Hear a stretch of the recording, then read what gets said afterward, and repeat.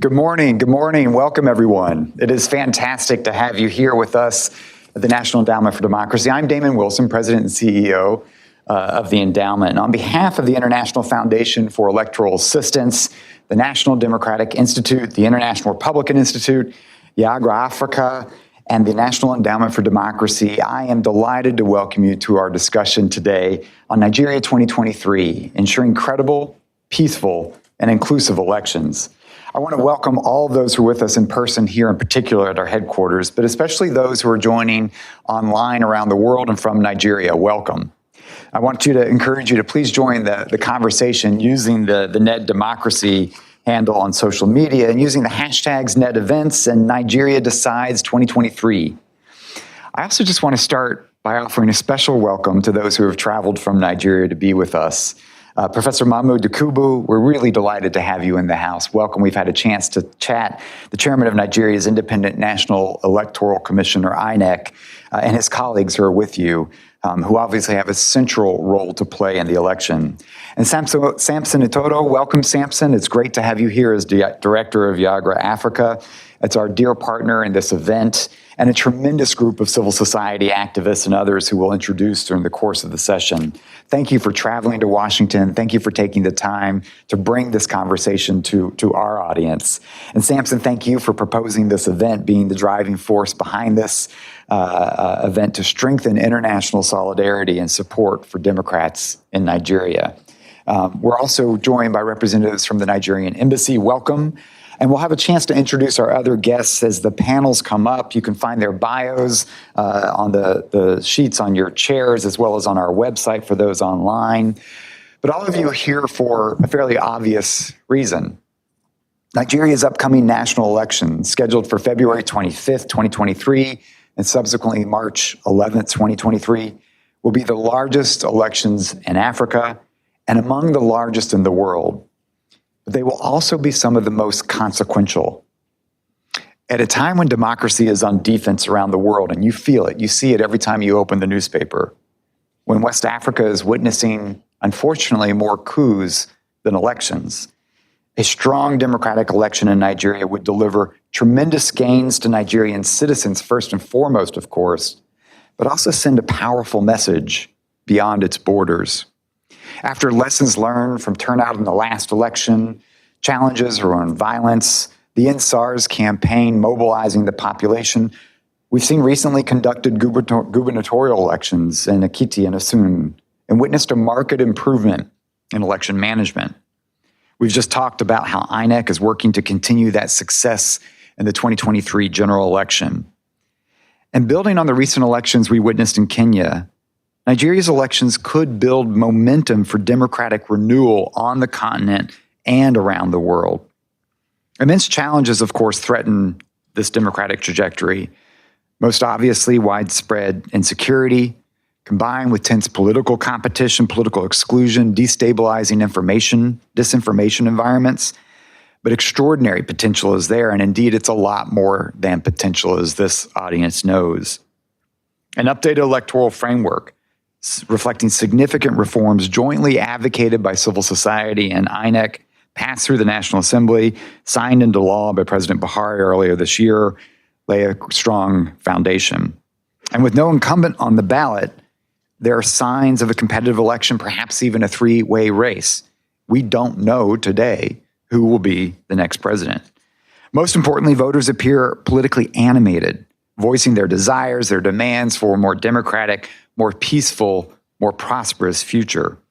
And so many of us working together in common cause to support the people of Nigeria's democratic choice. We've heard from many of you that after a disappointing 35% turnout of registered voters on Election Day in 2019, we've witnessed your Herculean efforts from civil society with INEC, working in concert with INEC, to register millions and millions of new voters for the 2023 elections, and they have been doing so in droves. IFES continues to support the work of INEC, including through this important visit, to help ensure credible, peaceful, and inclusive elections, thanks to support from USAID as well. I want to thank you for facilitating INEC's presence today and being a great partner. One of our core institutes, IRI, is working with you to implement electoral violence prevention. We'll hear a little bit more about that, a violence prevention and mitigation program with NED's support. And IRI and NDI, the core party institutes working together, jointly conducted a pre-election assessment mission in July, which I'm sure we'll hear more about, as well as a second mission they're planning for this November prior to deploying a joint international observation mission in February, all with USAID support. And in addition to these initiatives, NDI, with the support from the FCDO, USAID, supporting a wide range of civil society organizations working on political inclusion and electoral integrity, including technical assistance to Yiaga Africa to conduct a national citizen observation of the elections. Yiaga Africa will deploy thousands of observers to conduct parallel vote tabulation in February as well. And it continues to mobilize young democratic leaders to shape Nigeria's future. At the endowment itself, we're supporting over 20 local partners in Nigeria, working to support and advance their work around voter participation, political inclusion, to combat political disinformation, and deter electoral violence. We also support labor unions and business associations, key elements in a vibrant democratic society, and their efforts to advance democracy and governance towards a more prosperous and peaceful Nigeria. So today, after Samson joins me in opening our event, you'll have the opportunity to hear directly from Professor Yabubu, followed by a panel discussion on electoral preparations moderated by IRI's Janae Cox. And then we'll turn to Nigerian civil society and journalists to get their perspective. So I now want to invite Samson Utoto to the stage to help kick off our event. Samson's the founder and executive director of Yiaga Africa, an independent organization committed to supporting democracy in Africa and a longtime partner of both NED and NDI. And over the last decade, Samson has worked to facilitate the inclusion of young people in politics and to promote election integrity. One of Yiaga's biggest achievements was the successful campaign, Not Too Young to Run, to lower the minimum age for elective office in Nigeria, setting a great example of citizen engagement mobilization. Samson, over to you. We're delighted to have you in the house. Thank you.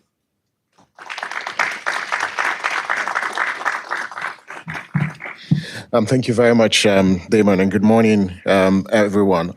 On behalf of Yiaga Africa, I'd like to express our deepest appreciation to NED for supporting Yiaga Africa since 2007. We've been supported by NED since 2007, when Cynthia and I and all the colleagues set up Yiaga Africa while we were students in the University of Jos in Nigeria. Really like to thank David and Oge, and please special tributes to Chris for his consistent support. And I know Chris and I did put this together, but we're quite delighted to see everyone here.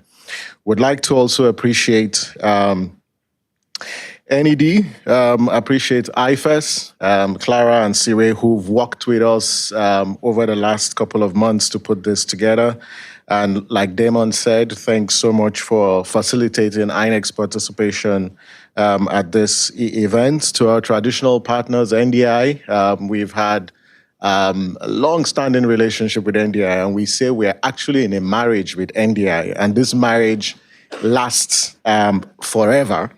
But thanks, Chris, Richard, and the other team for the support to Yiaga Africa, and also to IRI, who, again, has been part of Yiaga Africa's history, because when we started 16 years ago, IRI, NDI, and NED believed in us and they invested tremendously in us. And so it's quite a delight to stand here to welcome you to this particular event.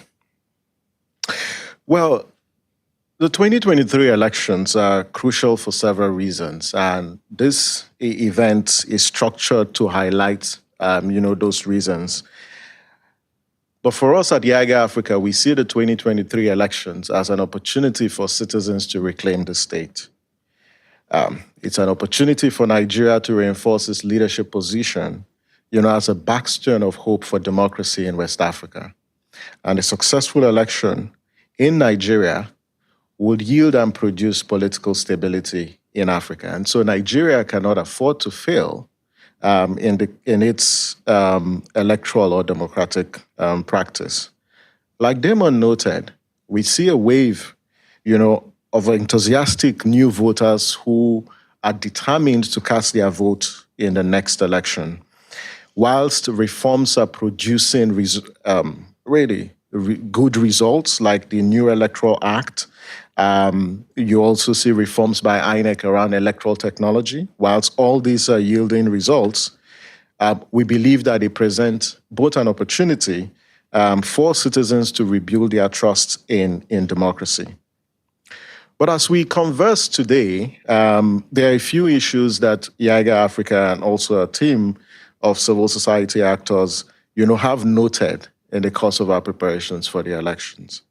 That yes, you have this wave of citizens who are interested in the process. Yes, we're recording success. But this hope that citizens have for a credible process can be undermined if you don't have an independent electoral commission. And one of the key issues that is a major concern to civil society is what's the level of support that can be provided to progressives and leaders, particularly INEC leadership, who are committed to credible elections. Because we understand and note the level of political interference. And just recent appointments made into INEC, civil society has raised concerns about the non-partisanship of those individuals. But for the INEC who is here, and quite frankly, those who are here represent, the best people that we have in the commission, is how do we mobilize support for INEC to continue to resist, external pressures to undermine the elections. The second critical issue deals with the participation of citizens. And Damon noted the challenge about low turnout of voters. If there's trust, the citizens' trust in the process, we will record high turnout of voters. Whilst INEC has made several efforts to encourage voter participation, we believe that it goes beyond the Electoral Commission. The security agencies and the media organizations also have a fundamental role to play. And therefore, if everyone should vote in the next election, then all stakeholders must ensure that all the obstacles that will prevent citizens from voting in the next elections are removed. And thirdly is about electoral technology. And we note that electoral technology plays a critical and will play a critical role in the 2023 election. The introduction of the BVAS has shown that you can no longer rig elections like was done in the past. It's also shown that, technology can inspire trust in citizens. But the security of these systems, the technical capacity of those who manage this, is central also to credible elections. And we believe at Yiaga Africa that technology can deepen the integrity of the process if deployed, bearing in mind certain fundamental principles of deploying technology. And one of them is not just efficiency, it's not transparency, but at the heart of this is how does it safeguard the integrity of the vote. And we hope that this conference would help, and stimulate conversations on maximizing the utility of this technology for credible elections. We are very delighted and to thank all the civil society leaders who are here, who have also traveled down to DC for this conference. And we hope that this conference will mobilize the kind of support that Nigeria needs to deliver credible, peaceful, inclusive, and conclusive elections in February and March next year. I can't end these welcome remarks without actually noting that I see long-standing friends of Yiaga Africa in the room. Carl, I see Amaka, sorry if I didn't mention your name, but to say we really appreciate you and thanks so much for being part of this. And having said that, permits me to introduce for his remark, the chairman of INEC, Professor Mahmood Yakubu. He is the chairman of the Independent National Electoral Commission in Nigeria, a position he has held since November 2015, overseeing INEC and all subsequent elections, including the 2019 general elections. From 2006 to 2007, Professor Yakubu was a tax team leader for tertiary education at the Federal Ministry of Education and a member of the Presidential Technical Committee to consolidate federal tertiary institutions. In 2007, he was appointed as the Executive Secretary of the Education Trust Fund and later becoming the Tertiary Education Trust Fund. Professor Mahmood was co-opted into the 2013 as a technical member of the Implementation Monitoring Committee and served as Assistant Secretary in charge of Finance and Administration during the National Conference in 2014. He holds a PhD in History from Oxford University. Ladies and gentlemen, it's my honor to invite the chairman of Nigeria's Electoral Commission, one who has the task of delivering credible elections next year. Please help me welcome Professor Mahmood Yakubu.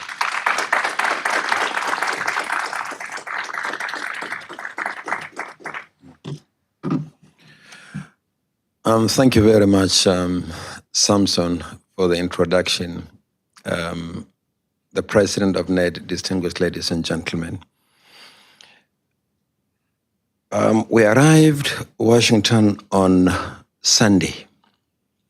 It was a long flight through Frankfurt. But because of the importance we attach to this meeting and the other engagements in the United States, we said we wouldn't miss it. And then we came with a team from the Independent National Electoral Commission. So permit me to introduce the team that came with me.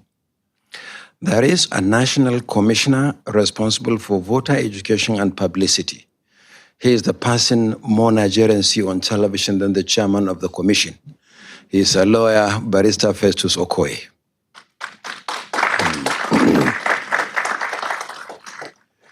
Here with us also is the man in charge of Nigeria's vote basket, the state that has the highest number of registered voters, and that state is Lagos. And Segun Agbaje, the resident electoral commissioner, is here.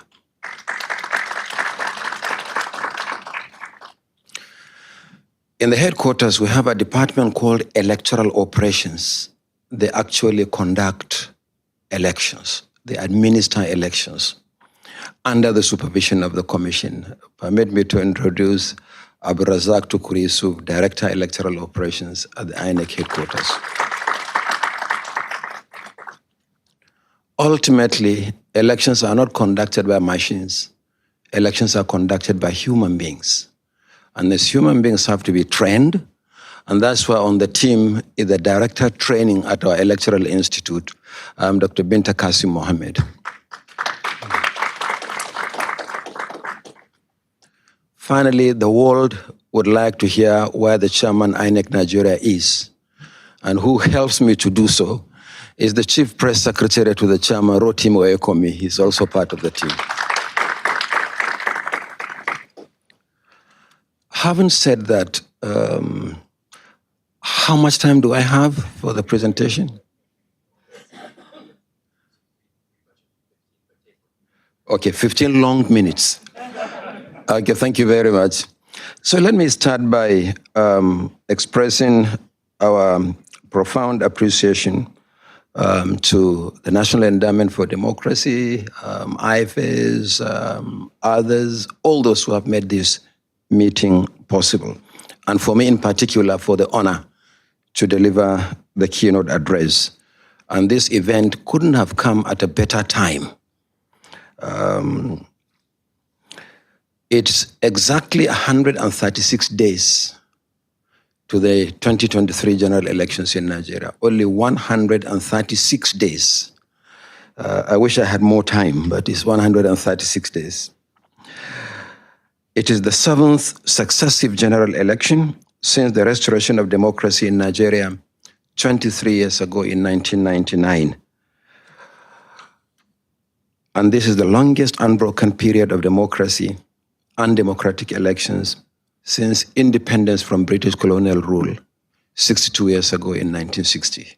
We have never had this long spell of unbroken period of democracy and democratic governance and elections.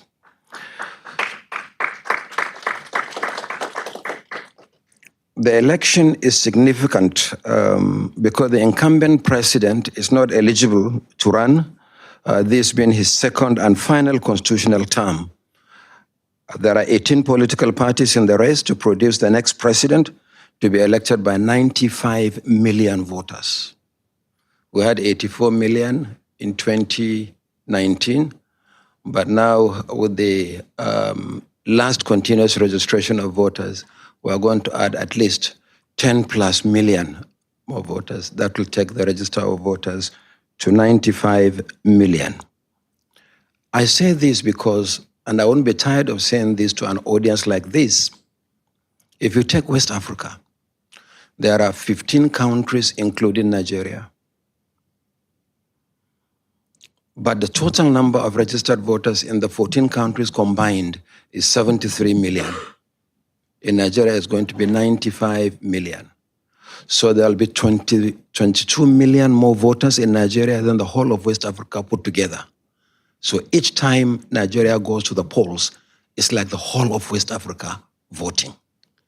And these 95 million citizens will vote in 176,846 polling units. Beyond the presidential election, elections will also hold for 28 out of the 36 state governors in the country. In 8 states, elections are held off-season, like the last 2 governorship elections referred to by the president Ned in Ekiti and Osun State.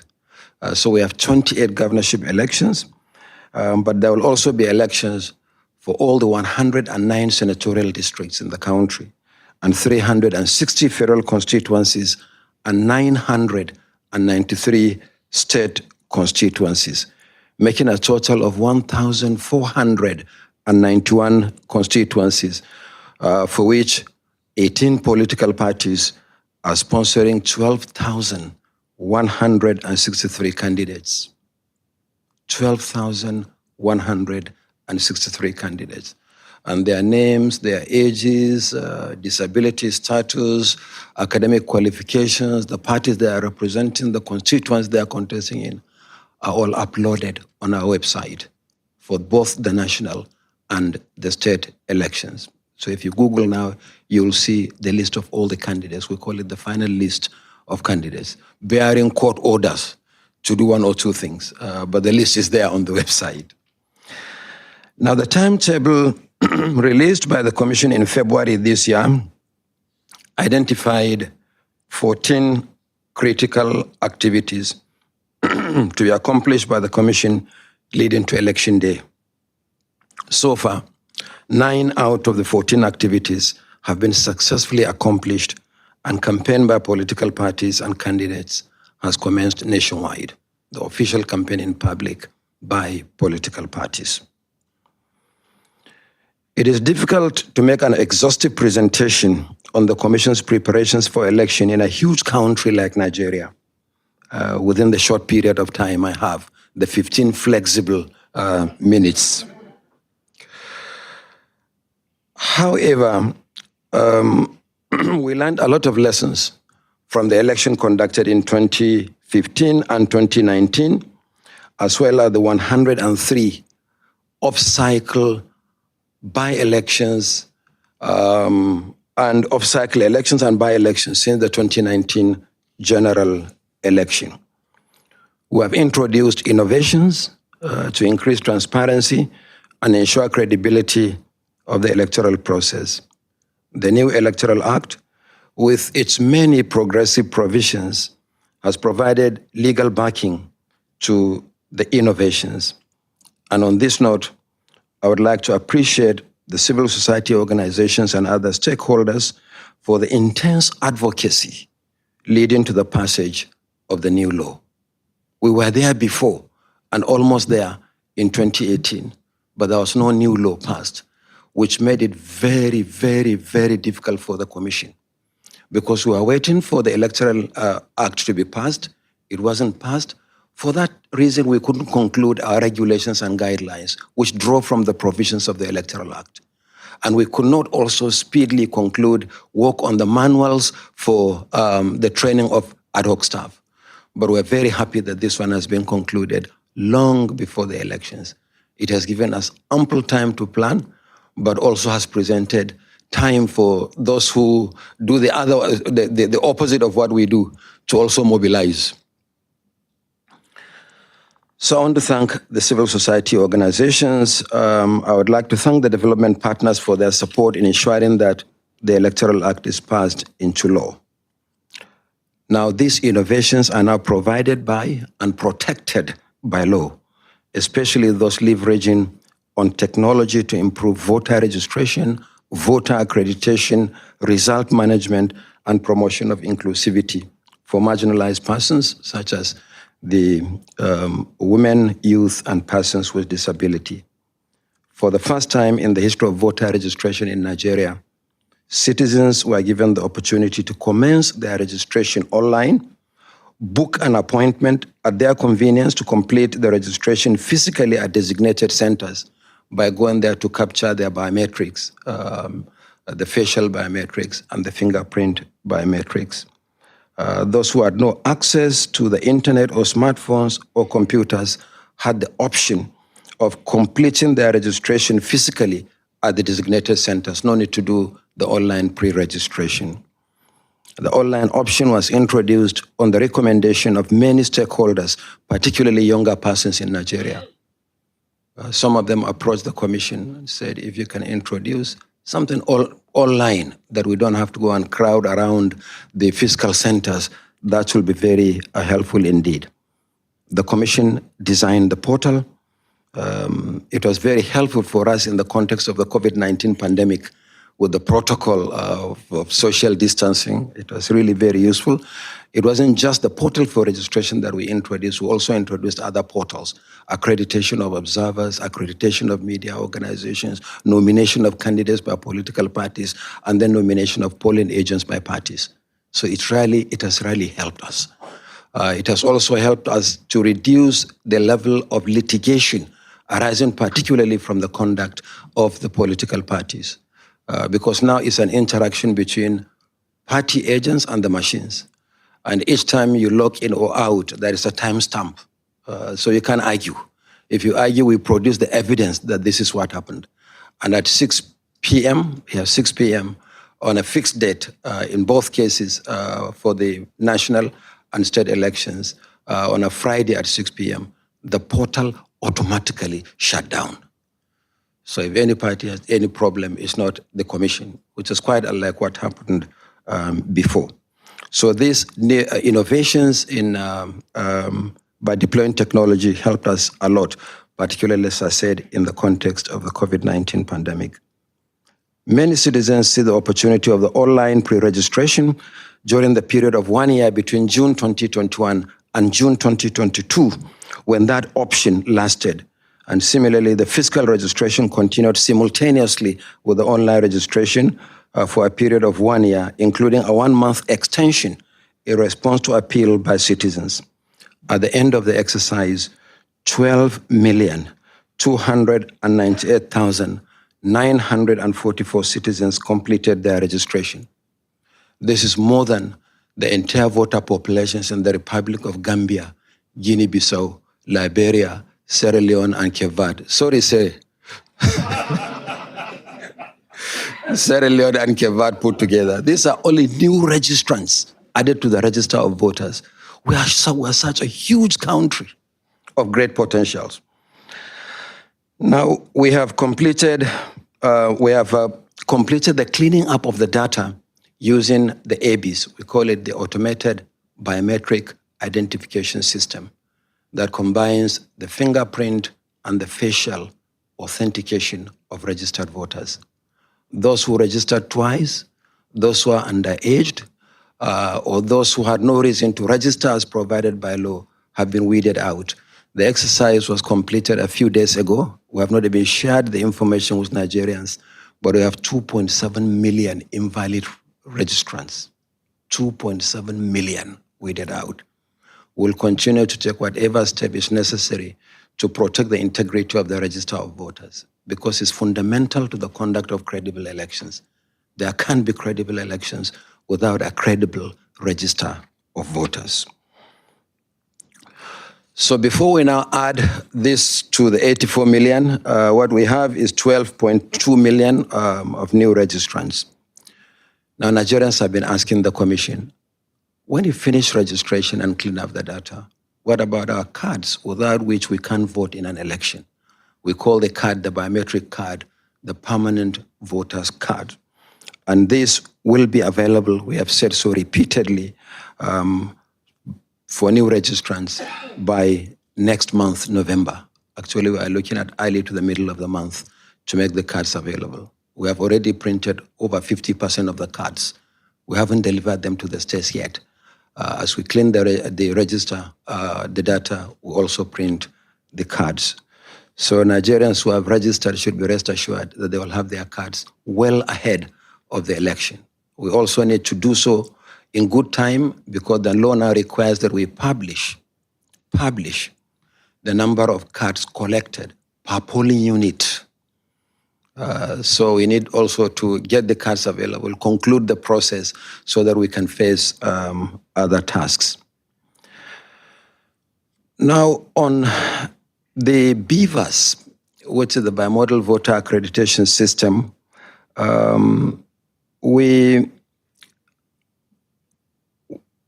what we have done basically is to retire our good old smart card readers. The card reader, by definition, reads the card. So each biometric card has a chip embedded inside. And in the card reader, you have the SAM card. So there's a handshake between the SAM card and the SIM card. And the smart card reader now extracts the voter's information from the PVC. Sorry, from the card reader. But what we have done with the BVAS is to now domicile the data of registered voters in a polling unit in the BVAS. So yes, it reads the card, but there are a variety of ways of reading the card. If you enter the VIN number of a registered voter, the information pops up. But even if we confirm that the voter is registered and his name has been certified by the BVAS, he or she must go through the biometric accreditation using the fingerprint, if it fails, the facial. And this is also supported and guaranteed by law. So what has the BVAS done? One, it has eliminated multiple accreditation that was observed in previous elections. Now, you are absolutely sure that the person who is accredited is actually the voter and the bearer of the card. Number two, it has increased public confidence, and Samson Itodo has mentioned that in the outcome of elections as shown by the recent off-cycle elections. People tend to be more confident now with the protection of the process of accreditation using technology, that elections have become more credible. Number three, it has eliminated the use of the incident form. For those of you who have been following our elections for a long time, you know that when the card reader was introduced, the machine will read the card, but it may not read the biometric. So why it fails to read the biometric, they then say, give him the incident form. And through that, many people voted using identity theft. We have eliminated the incident form. So every registered voter must go through the biometric and the facial. And we jokingly say that the only way the two can fail, particularly the facial, is where the voter forgets his or her face at home and comes to the polling unit without a face. So it has helped us to do that. Number four, the system of using the BVAS for conduct of elections has come to stay. There is no going back on the use of the BVAS. Another innovation we introduced is the Irf Portal. Irf is INEC Result Viewing Portal. I'm glad to say that we are perhaps one of the few countries in the world that transmit polling unit level results in real time on election day from the polling units. Certainly, I can proudly say that we were the first to introduce it in Africa. I was in Nairobi in August, they did so, But I told my friend Chebukati, the chairman, that said, you must have borrowed this idea from Nigeria. Because in 2017, you tried to transmit raw data.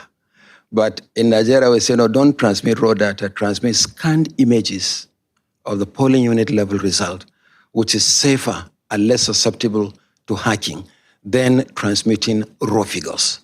And that is what they did in Nairobi using the KIMS kit, which is the equivalent of Beavers. So we upload results in real time, and this has increased transparency in result management. Some of you here may recall that observers' reports from 2019 harped on the need for the Commission to ensure transparency in result management. And this is our response to the request for greater transparency in result management. Number two, it has also helped us to eliminate the falsification of results at PU level, from the PU level to the collation centers. Sometimes at the result move from the polling unit level where the election is conducted to the collation centers, some of the figures changed. But now everybody sees the result that matters, which is the result from the polling unit level. And some of the political parties that have their own situation rooms actually know the outcome of elections even before we make an official formal declaration of winners. But they still have to wait for the official declaration anyway. They can't go ahead and declare themselves winners. Number three, we have deployed the system in 105 off-cycle and by-elections.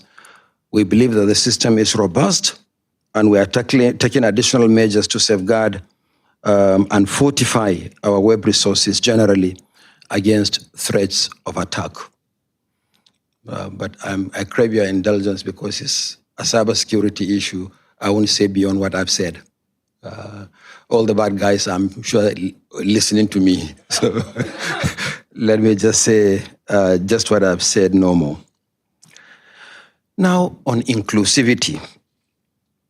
We have created a new Department of Gender and Inclusivity in the Commission, and within the limits of available resources, we are providing assistive devices to persons with disabilities, such as Braille ballot guide and magnifying glasses for the vision impaired, and all those suffering from albinism. This was specifically recommended by the Albino Foundation, and we worked with the Albino Foundation to provide the magnifying glasses, and we worked with Inclusive Friends to provide Braille jacket. It's a jacket that has the acronyms of political parties in Braille, in which the person who needs it inserts the ballot paper into the Braille, and such a person can vote unassisted. But for those who don't read Braille, they can still bring trusted relations on election day to assist them to vote like they have always done. But for those who can read Braille, that option is available. We have posters for those hard of hearing, because they also complained that you have Braille ballot jacket and you have magnifying glasses. What about us? We can see, but we can't hear. What do we do? So we created a poster for them so they can read the posters on election day. And we'll continue to do more to ensure inclusivity. Youth enthusiasm is great. Majority of our registrants are young people between the ages of 18 and 34. Actually, 71% of new registrants are young people between the ages of 18 and 34. So we are excited, just as they are excited. And the more we introduce technology, the more they get excited and wish to participate. Now, are there concerns about the 2023 general elections? I'll be the last to say that there are no concerns. There are concerns. And I just want to mention a few of them. The first one is the perennial issue of insecurity in different parts of the country, compounded by the traditional issues of thuggery during elections organized by some of the political actors. I said it's a perennial issue because it's, at the end of the day, nothing new. But the dimension of the security is new, in the sense that in the past, it was localized or confined to a particular part of the country, the Northeast. But now it's more widespread. And we're keeping our eyes particularly on the northwest and the southeastern part of the country. Election is conducted by human beings. We worry about the security of our officials, materials, and even the voters themselves. Without them, election can be conducted. We have spoken to the security agencies. They assured us that the situation will improve before the election. So fingers crossed. Those who are supposed to secure the environment have assured us that they will secure the environment for us to conduct elections. Our responsibility is to conduct elections. It is somebody else's responsibility to secure the environment for us to conduct elections. Now, social media. The social media has been a force for good. The Commission does not support censorship. We have never supported censorship. In fact, we believe that the antidote to fake news is greater transparency and openness. And we have been demonstrating greater transparency and openness. The social media plays a very important role in voter education, deepening democracy, but it has the potential also of skewing the narrative with the wrong information that impugn the integrity of officials or seeks to delegitimize the Commission and the process, either before, during, or after the elections. Publication of fake election result is a potential trigger for violence.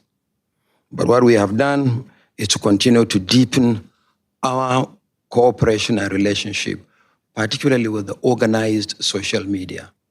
In Nigeria, they have a forum called the Guild of Corporate Online Publishers, GOCOP. They have about 100 members. And only last week, I was in Lagos specifically for another program, but I made sure that we engage with GOCOP. We'll continue to engage with them. They've assured us of their support. But the problem is not always with the organized online platforms, but with the lone rangers or groups using platforms that complicate matters for everyone. So, I hope I've taken my 15 long minutes, and I want to thank you for allowing me the 15 long minutes. We spent, how long? 14 hours in the air to come to Washington. So I thank you for your generosity with the 14 long minutes. Thank you very much.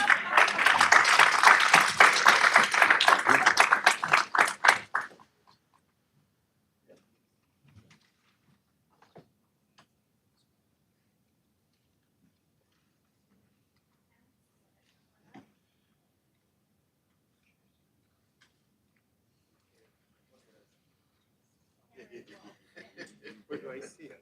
It does not matter. Oh. Anywhere you'd like, I can sit here.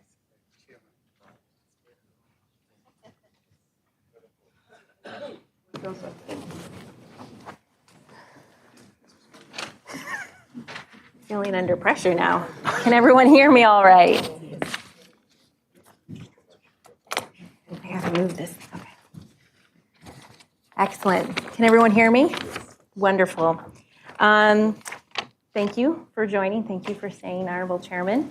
Hello, everyone. I'm Janae Cox. I'm the Deputy Director for the Africa Program at the International Republican Institute, and I am honored to be moderating this panel, the first panel for today's important event on Nigeria's 2023 elections. I'm joined by a group of esteemed panelists who offer a diverse range of views and expertise on issues affecting the upcoming elections in Nigeria. So please, I'm going to go ahead and introduce each one, and please welcome them to the panel.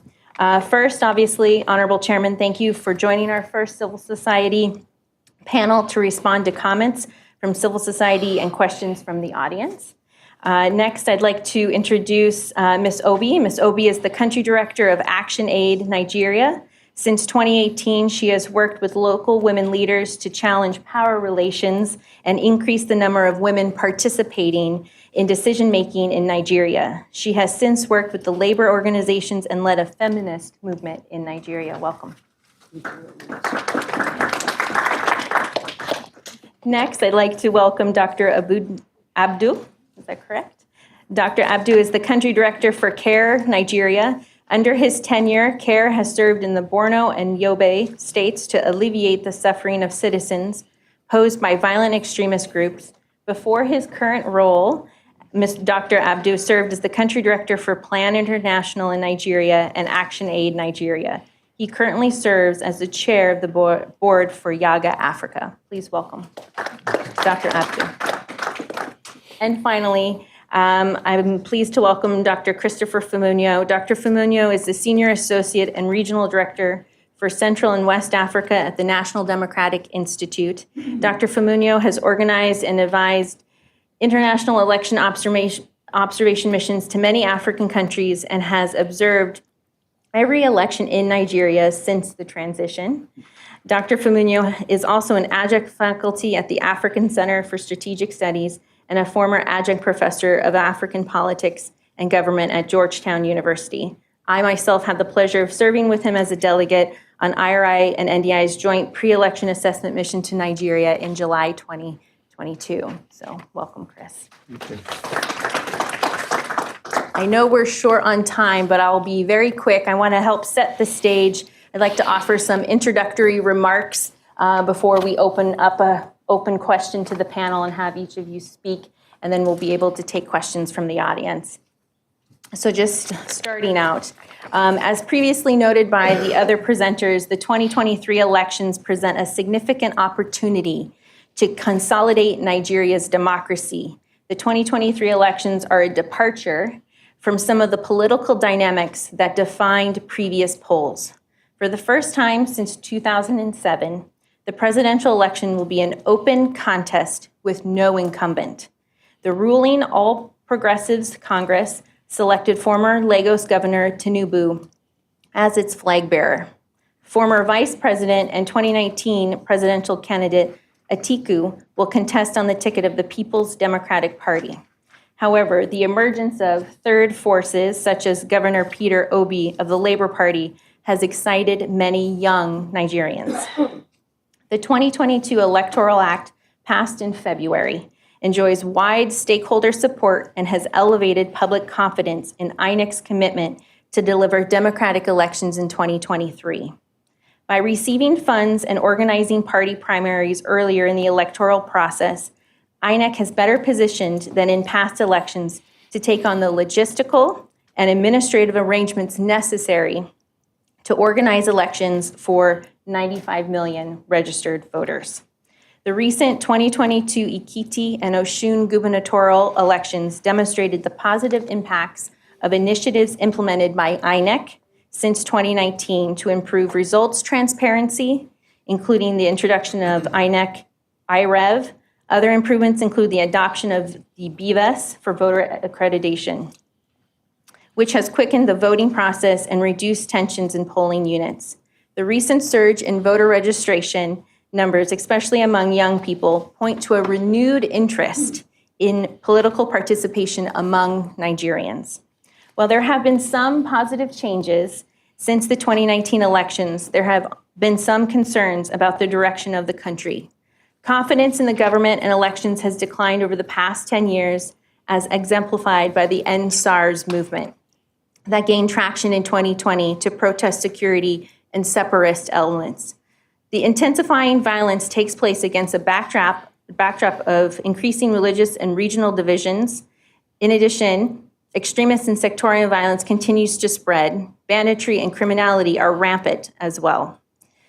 The concerns raise the stakes for the 2023 elections in Africa's largest country by economy and population.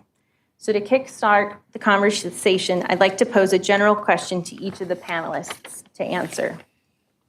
What do each of you see as the major issues facing the 2023 elections, and why should the U.S. government make Nigeria a policy priority? So I'd like to turn it over to Ms. Obi, you first, if you wouldn't mind, in responding to that, and then we'd have the rest of the panel go. Thank you very much, and thank you indeed for having me. Ned, we really appreciate, and I think I see a lot of faces here that were, shown. I'd like to just start from maybe where we have made a lot of progress. The progression is what I like to watch.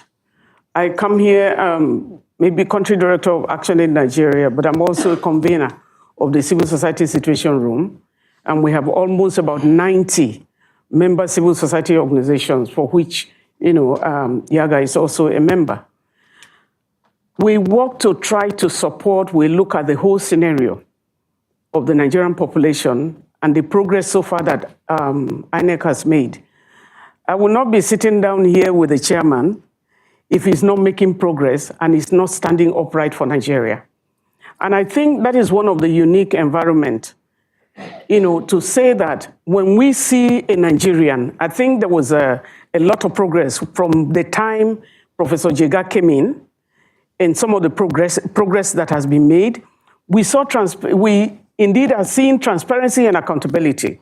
The upsurge in the registration that you saw is because of the confidence that is now coming back to young Nigerians, that the votes will count. With the beavers, the votes will count. But the beavers, again, is not operated by it doesn't operate itself, it's the individuals. And so Nigerian Civil Society Situation Room was created in order to support the work that some comrades, that have come because from Yiaga and also Professor Mahmoud are coming from the civil society environment that they have made we can support. And I'm happy that Prof acknowledged the participation of the civil society organizations, especially in the new Electoral Act. It wasn't an easy one because the president was signing it after the 7th time that it was presented to him. And so, a lot of work has been done. What we are seeing, also progression in terms of inclusivity. There is now a different line, and that is coming from Professor Yakubu and his team, that when you go to the voting, the polling units, you are now having a different line for women who are carrying children or for aged and also for people with disability. That's a lot of improvement. And then the machines and the number of the people that I see here also came in for the Anambra election. They were also part of Osun, Ekiti and Osun elections. And then there was another election that wasn't quite, that we almost went uproar with, the FCT election. That was after Anambra election. One of the opportunities that participation gives is that we are exposed to all of the things because of transparency and accountability. We're exposed to the things that are happening. Anambra election was a tension-packed election. And I do believe that if INEC can conduct election in Anambra, they can conduct election anywhere else. There was a by-election. We saw that even that morning, people that have been trained by INEC withdrew. About 1,000 ad hoc staff that had been trained with the beavers withdrew that morning. I don't know how they conducted. But what civil society organizations who were on the field were doing was acknowledging where the beavers were not working and how they can quickly send, technicians to those spots. We were able to, they were able to conduct that election. When we moved from Anambra and we got to FCT, I thought this background was important. We got to the FCT, the beavers were almost, there was a lot of disappointment. Much as we'll tell we were working in collaboration with the commission. Where they go wrong, we stand to tell them, and that is what civil society does. We can tell you where you're going. If you're not doing something or something is going on, we report and they react immediately. But when we come and you're not reacting, then we can carry placard. Because as Prof is sitting down now, if we are watching him, if it's time to carry placard, I will also carry, and boldly too. But where he's also doing well, we will acknowledge. We also see the deepening environment with the security. For the first time, the police they are carrying out training on election security management. I think that's a plus. But we need improvement in terms of meeting with the security.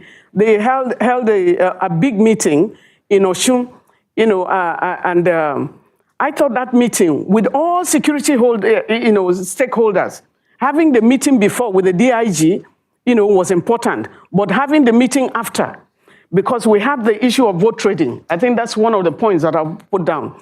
The vote buying, vote trading is a major issue. So corruption in the elections is one of the things that we're looking at. And we're working working and looking at what INEC is doing, because there was, some of you who were in Oshun will see that you don't see the vote being sold, but they are buying. And so what is happening at that environment, where you also have the voting cubicle, which I can say that there's a lot of improvement too, thanks to Prof and the team, that the voting cubicle now gives you the secure privacy of the voting, but how you place it close to the voting, the polling unit, the placement can give the person the secrecy, or see somebody watching can eardrop and see where the person is voting. And so it's important to let the ad hoc staff know that they have to keep up. I think they can do more. And so I think there's a lot that is going to be done. I like maybe the INEC chair to also acknowledge the fact that millions of voters went online, they did not complete their registration. It's a huge number of young people that have not completed. So voter education and also civic education is important to be able to appeal to them, because it's because of the work that you have done, the improvement that they can now believe, the confidence is now coming back that they are able to conduct that registration. And so I think it's very, very important. The good thing with this election is that instead of the over 70 political parties we had in 2019, now you're having 18 political parties. So it's easier with the voters, with the voter, what do you call it? The papers and so on. Ballot papers. But the ballot box is a lot easier. And we hope that with the support that we have brought so far, we will be able to work together. But we're watching INEC, not just watching, the INEC, chairman. We are also watching all the individuals, because we have decided at the civil society level that we'll be looking at every department of INEC, what they are doing and how well they are doing. We have the privilege of going to the INEC retreat, and we really appreciate that, because it gave us more knowledge about what you're doing and how we can also encourage you to do better and where we'll be looking out to. And we're happy from Action 8 Point as well, that we're able to go for the logistics meeting, which one of the wonderful things that I could see is the commitment from the INEC chairman. With the last meeting, the last day of the meeting, we went to the meeting, we started the meeting at 9 a.m. and until 8 p.m., the INEC chairman never left.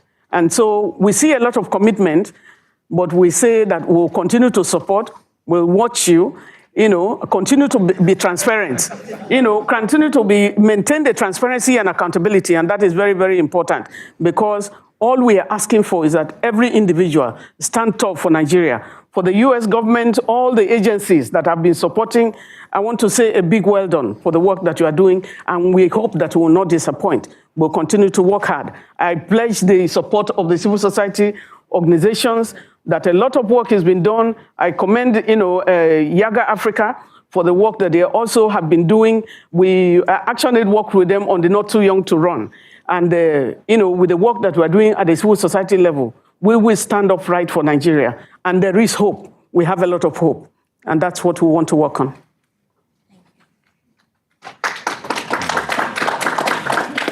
Thank you, Ms. Obi. Okay, thank you very much. Since I took my 15 long minutes, I'm going to be very brief this time around. Basically, the moderator raised two issues. The first one is, what is the greatest challenge to the 2023 general election? Put simply, security. And we have been talking about security. Elections are conducted by human beings.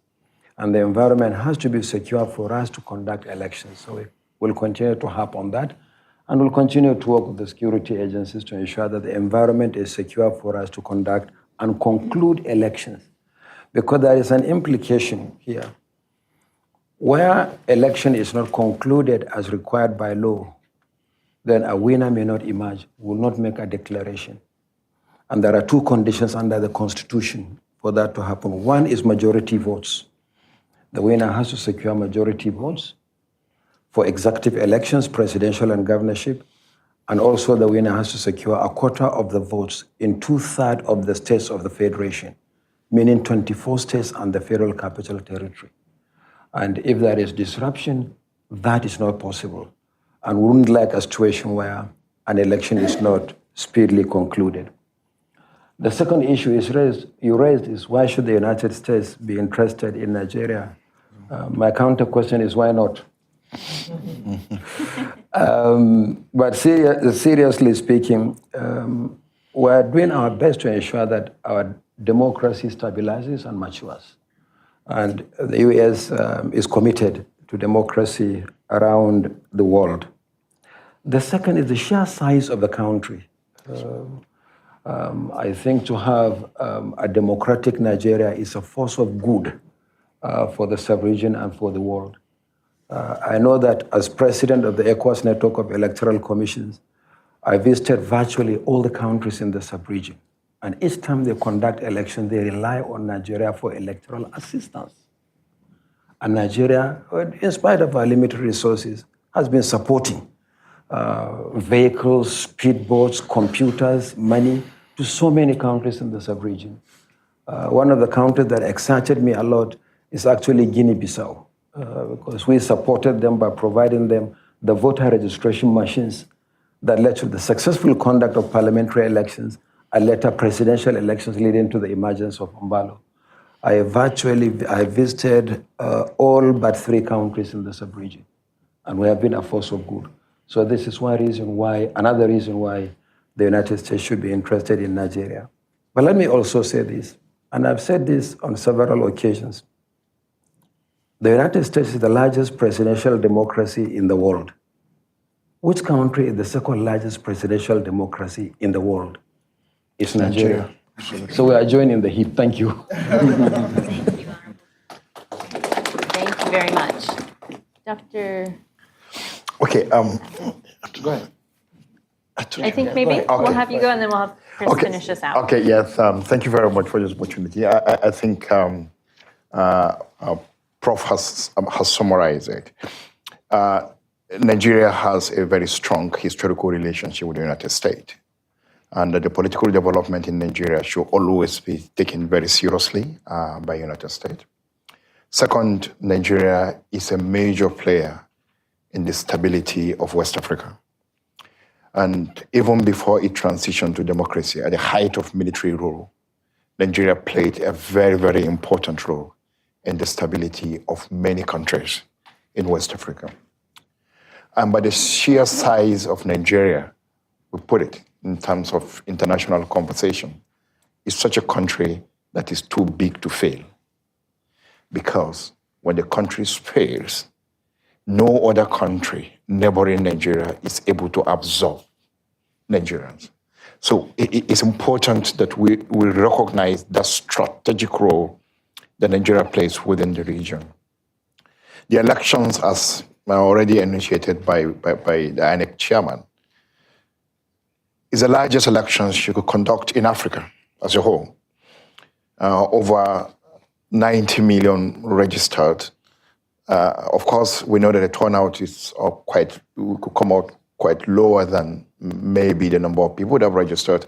But if you look at the trend across many African countries, you see a different formation. So these particular elections is not only important to Nigeria, I think it's very important for the rest of the world.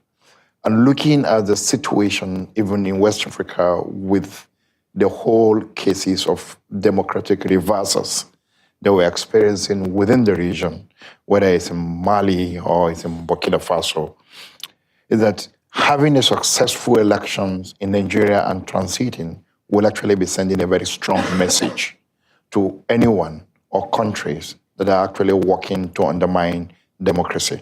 So these elections, for me, it's not just for Nigerians, it's for the rest of the world. Thank you. Thank you very much. Excellent, excellent points. Dr. Famuno,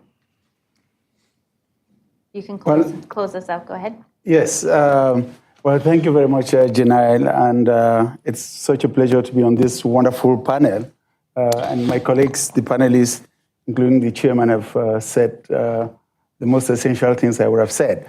But let me start really by thanking the National Endowment for Democracy, Yiaga Africa, IFES, and all the partner organizations for bringing this conversation to Washington. It is a conversation we should be having because I've always said Nigeria matters. I would extrapolate on what was said by the chairman and ably said by my brother Hussein, is that, yes, Nigeria is always treated as the highest populated country on the African continent. But lest we forget, in less than 30 years, which is a very short time, in less than 30 years, Nigeria will be the third highest populated country in the world. And if Nigeria stays on the democratic path, it will be one of the two topmost democracies in the world. That would be India and Nigeria, way ahead of the United States. And so Democrats around the world should be talking about Nigeria and its elections and its democratic processes. Secondly, I would say that the cross currents on the African continent between democratic decline, which we've all talked about and Hussein tackled very ably, and the progress and the effervescence about democratic renewals that we saw in the 1990s is real. And so Nigeria decides 2023 is really at the like the fork in the road. It's really at that crossroads moment. And if Nigeria backslides with a flawed election, it's going to take down not just West Africa, it's going to take the continent way, way backwards. But if it succeeds with a meaningful, credible election, it's going to send a very powerful signal that democracy is resilient and that despite all the challenges that other countries in the neighborhood may face, the giant, the powerhouse, is wide awake and is going to pull everybody along. It's going to raise the bar. It's raised the bar on itself and it succeeded, and therefore would raise the bar on everyone else. So I think we all should be paying attention to Nigeria. Damon said the elections of 2023 will be consequential. The chairman said they're very significant. And Samson elaborated 3 pillars of those elections: INEC, citizens, and technology.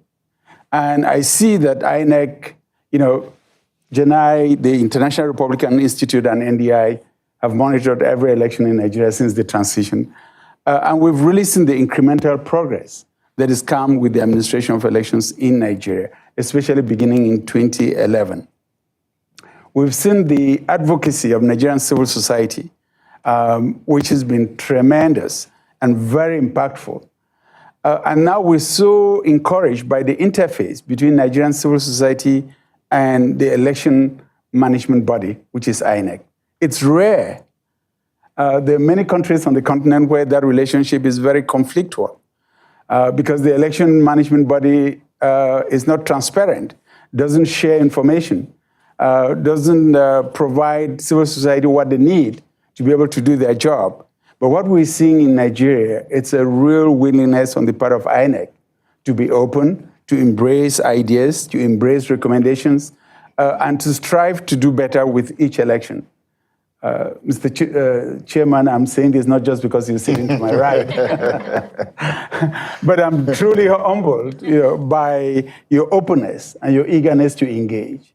And the political will that you have demonstrated to bring INEC to produce for the Nigerian people in 2023 what you told us in July would be the best election ever. And so I am cautiously optimistic for Nigeria, and I hope that the Nigerian citizens working hand in hand with the election administration body and all of the relevant security services would contribute to make this a meaningful election for themselves, but for all of Africa and for the world at large. Thank you. Thank you. We have a few minutes, so we can take some questions from the audience if there are those that have them. Correct? That's my understanding. Oop, there's a hand in the back. Yes, if you could please stand up. I don't know if there's a mic. You could introduce yourself as well and include your affiliation. That'd be helpful. Okay, this is morning, right? Yeah. Good afternoon. My name is Dr. Emeka Omeje. I'm a Reagan Faster Democracy Fellow here at NERD. I just have one question, so to speak. There are some recent developments, especially in Lagos State, where it has become very, very difficult for Nigerians who have reached out for election to collect their PVC or to even go to the polling booth where NEC is operating, especially in Lagos State. This has become a very, very difficult thing, especially for people who are from, these guys are being, when people are going to collect their PVC or so, they're being driven away by touts in Lagos. And so that means that they will not be able to cast their votes at the right time when the time comes for election. Fortunately, we have the INEC director for Lagos State here, which is very, very nice.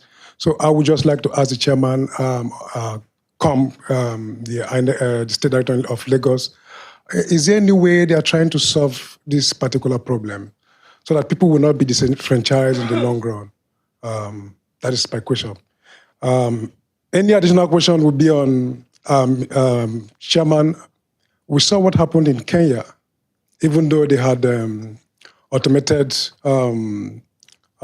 system, but controversy came up. Is there any way INEC is looking into that to also ensure that we do not have such, issue come up in Nigeria? Thank you so much. Questions, if that's okay. 2 other questions, all right? Now we've got hands. Yes, and then we'll get to you, sir. I saw your hand earlier. Hi, thank you, everyone. Thank you, Yiaga and NED for organizing this. Thank you to the chairman for coming and giving us really good comments.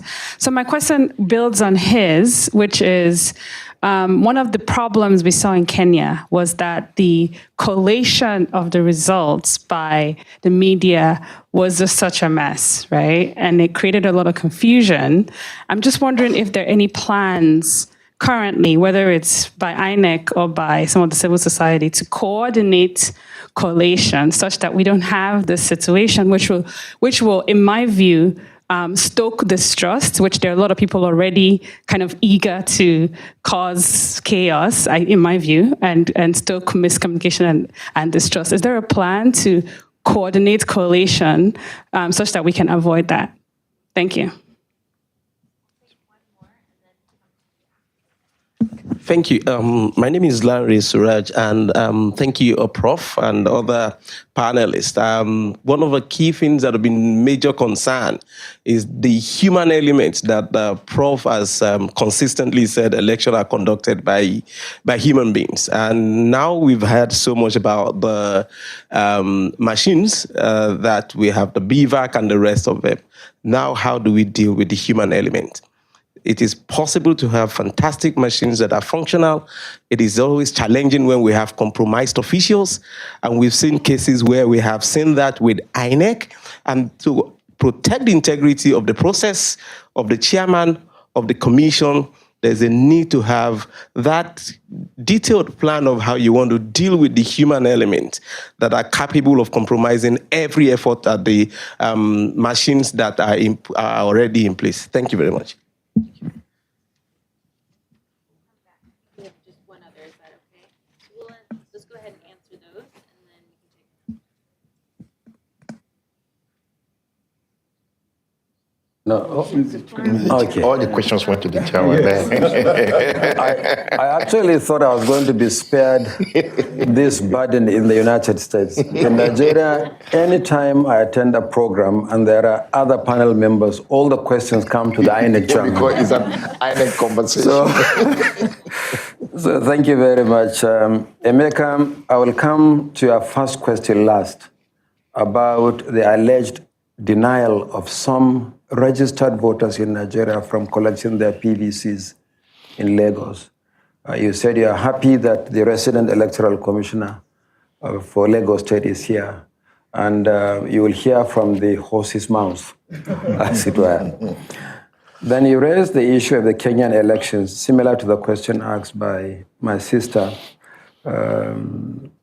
It said, in spite of the deployment of technology, the election was still controversial, or there were controversies surrounding the election. All elections will always be controversial, whether they are manual elections or technology-driven elections. They will always be, because you are dealing with people who will never accept the outcome of elections until, in some cases, they go to the point of no return, like courts.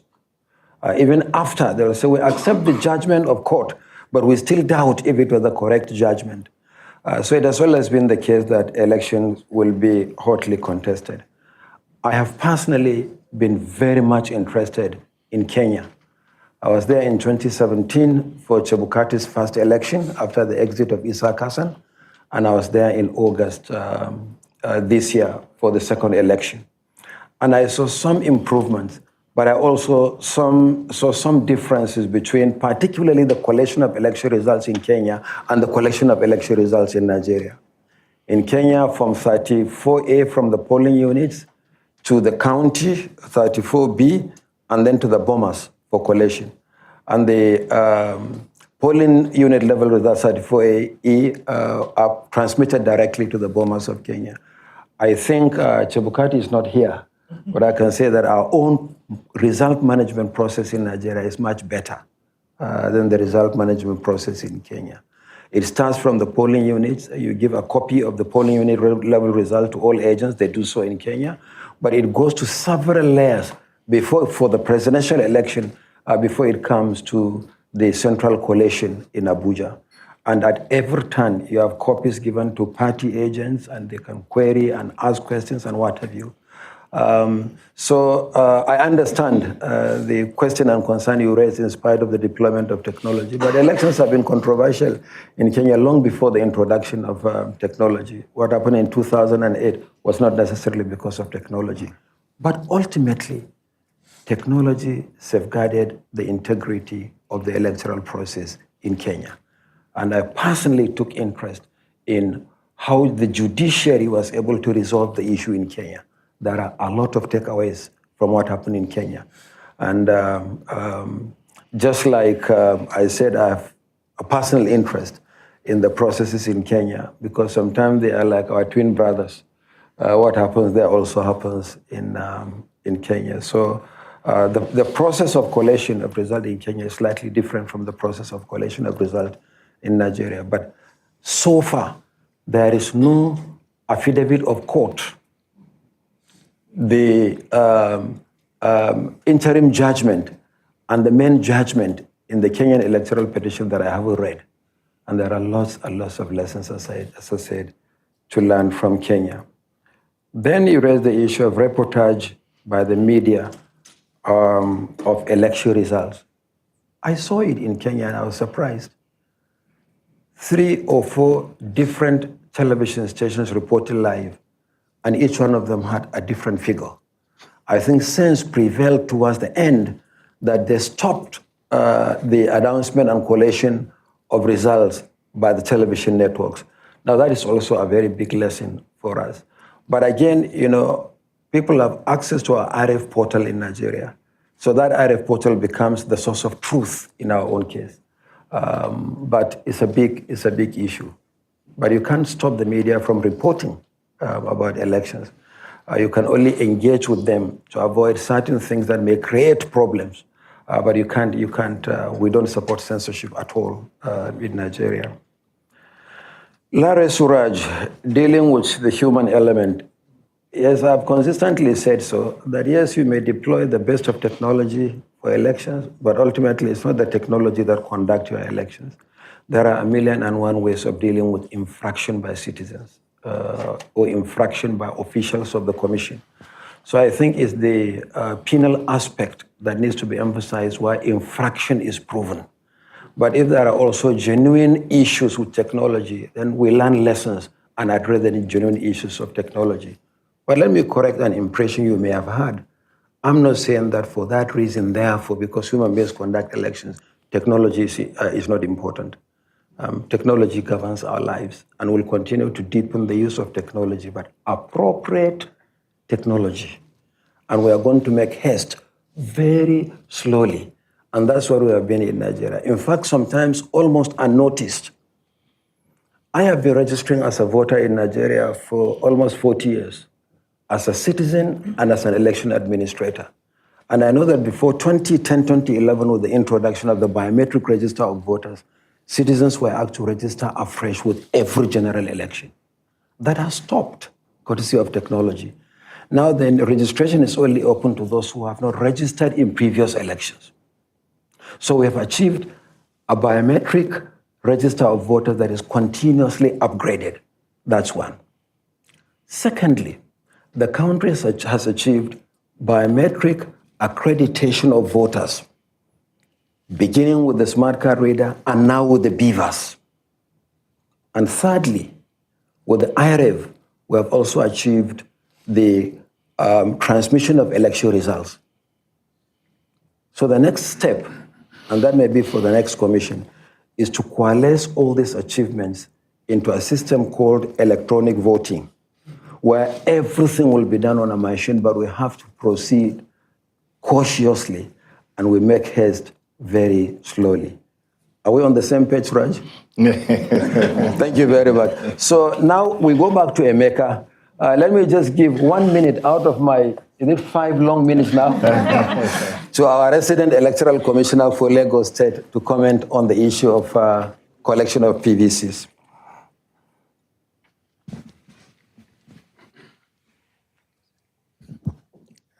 Thank you, Honorable Chairman.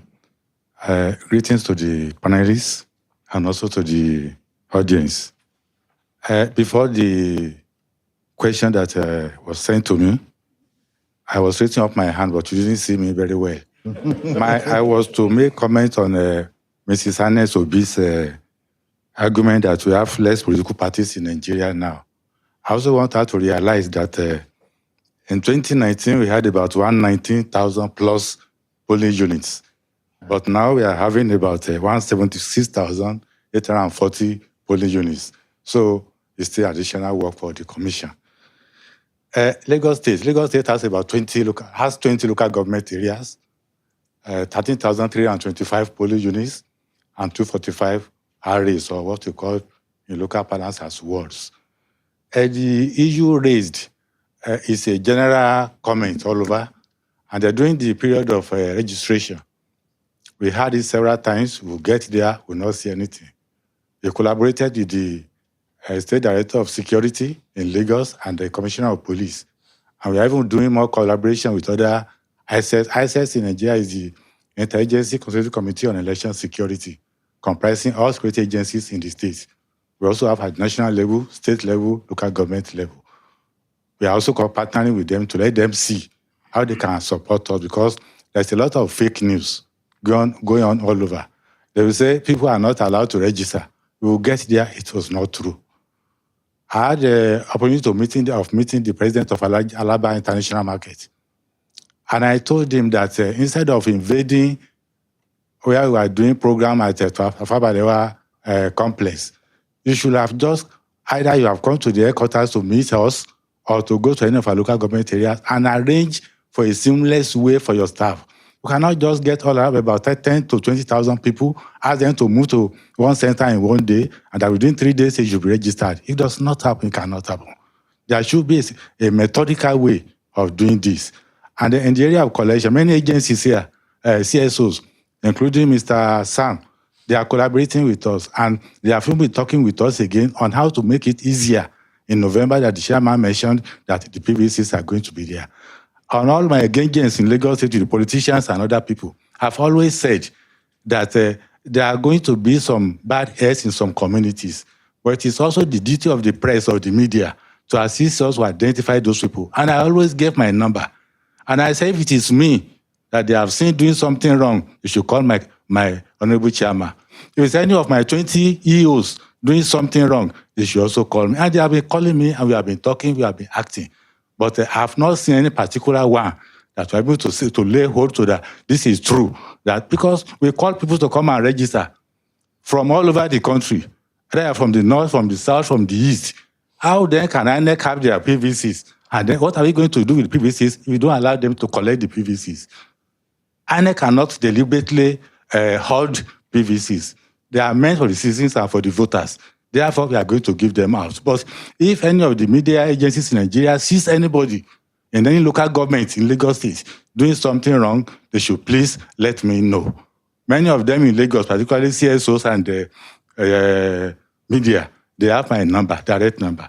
And I've told them if it is me as the boss in Lagos State, they have also found doing something wrong that they see this thing is going to threaten this election. They should not waste time in calling my chairman at Abuja, who has the right to remove me at any particular minute. So we are very much serious and we are concerned that people have registered. Wherever they come for, they must get their PVCs. Thank you very much. Thank you very much.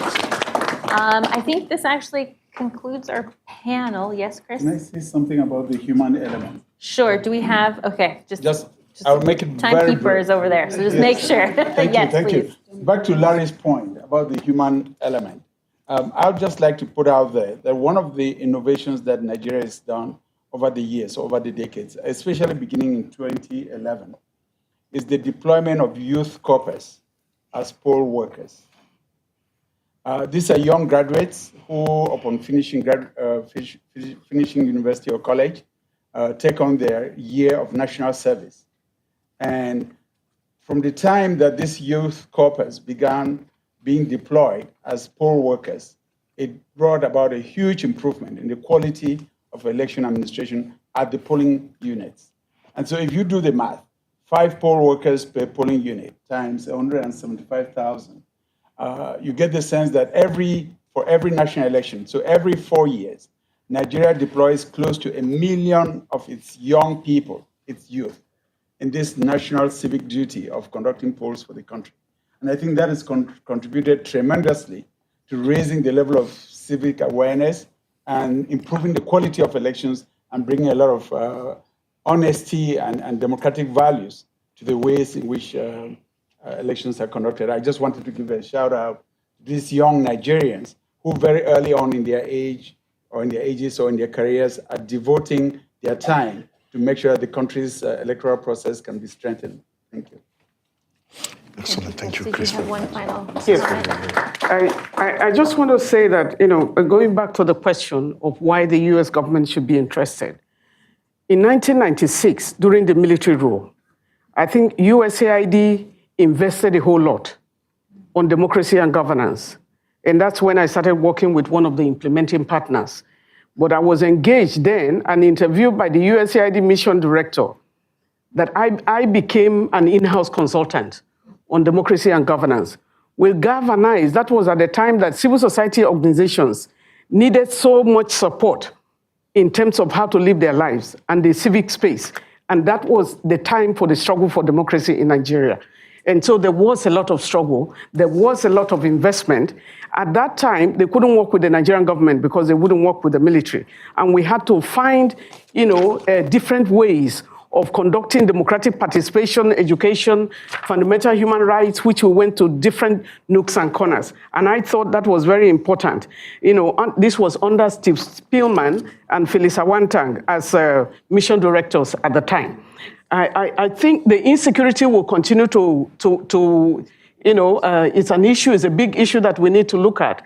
But we also need to look at the issue of migration. If Nigeria is not getting it right, you will have more unwanted visitors, which you may not be able to cope with, and they will try to come. And the irresponsibility of the kind of politicians that we have is what is raising them from home. Because if you give me free citizenship, I won't come to live in the US because I love Nigeria.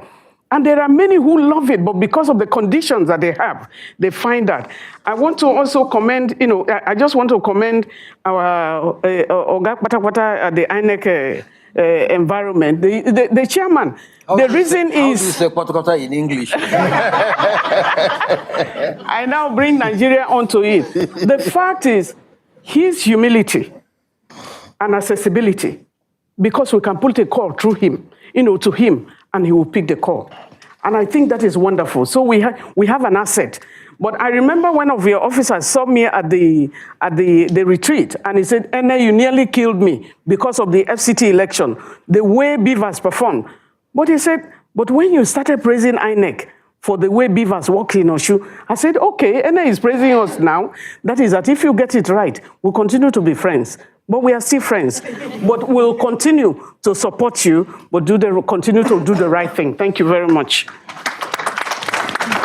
Thank you all. I think that concludes panel 1. I just want to give a little shout out. We do have in the back copies, if you have not seen it, the IRI NDI Joint Pre-Election Assessment Mission statement that we produced at the end of mid-July 2022. So if you haven't seen it and you'd like a copy, there's a copy in the back. Thank you so much. On to panel 2. Thank you, Chris. Oh, Prof. Well done. Thank you, Chris.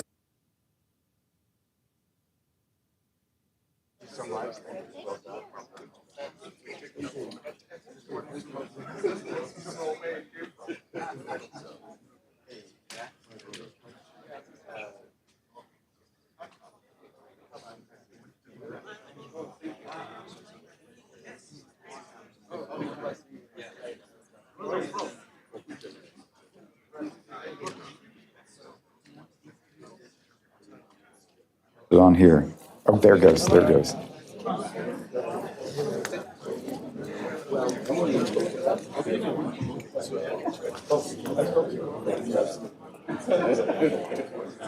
All right, let me go ahead and invite Cynthia Mbamulu, come on forward. We're going to go right into our second panel, folks.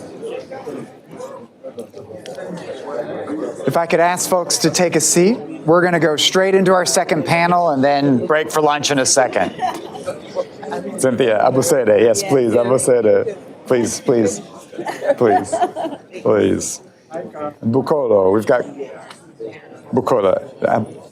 There he is, and Sheon.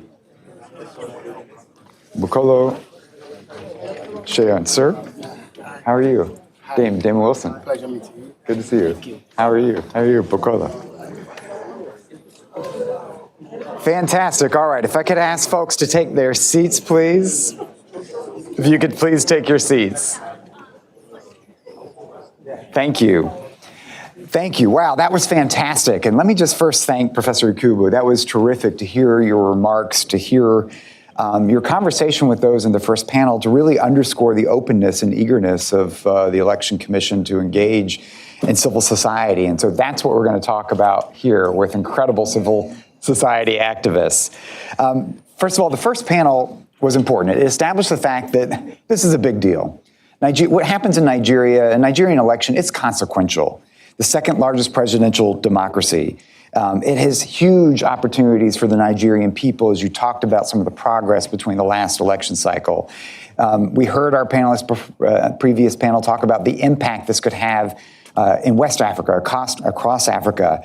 And here at the Endowment, I'm a real strong believer that democratic renewal begins with a sense of democratic solidarity. We got to have each other's backs. We're all in a tough patch together for democracy right now. But I'm also a believer that democratic momentum can generate democratic momentum. And that's where, Nigeria has a lot to offer, not just for Africa, for around the world.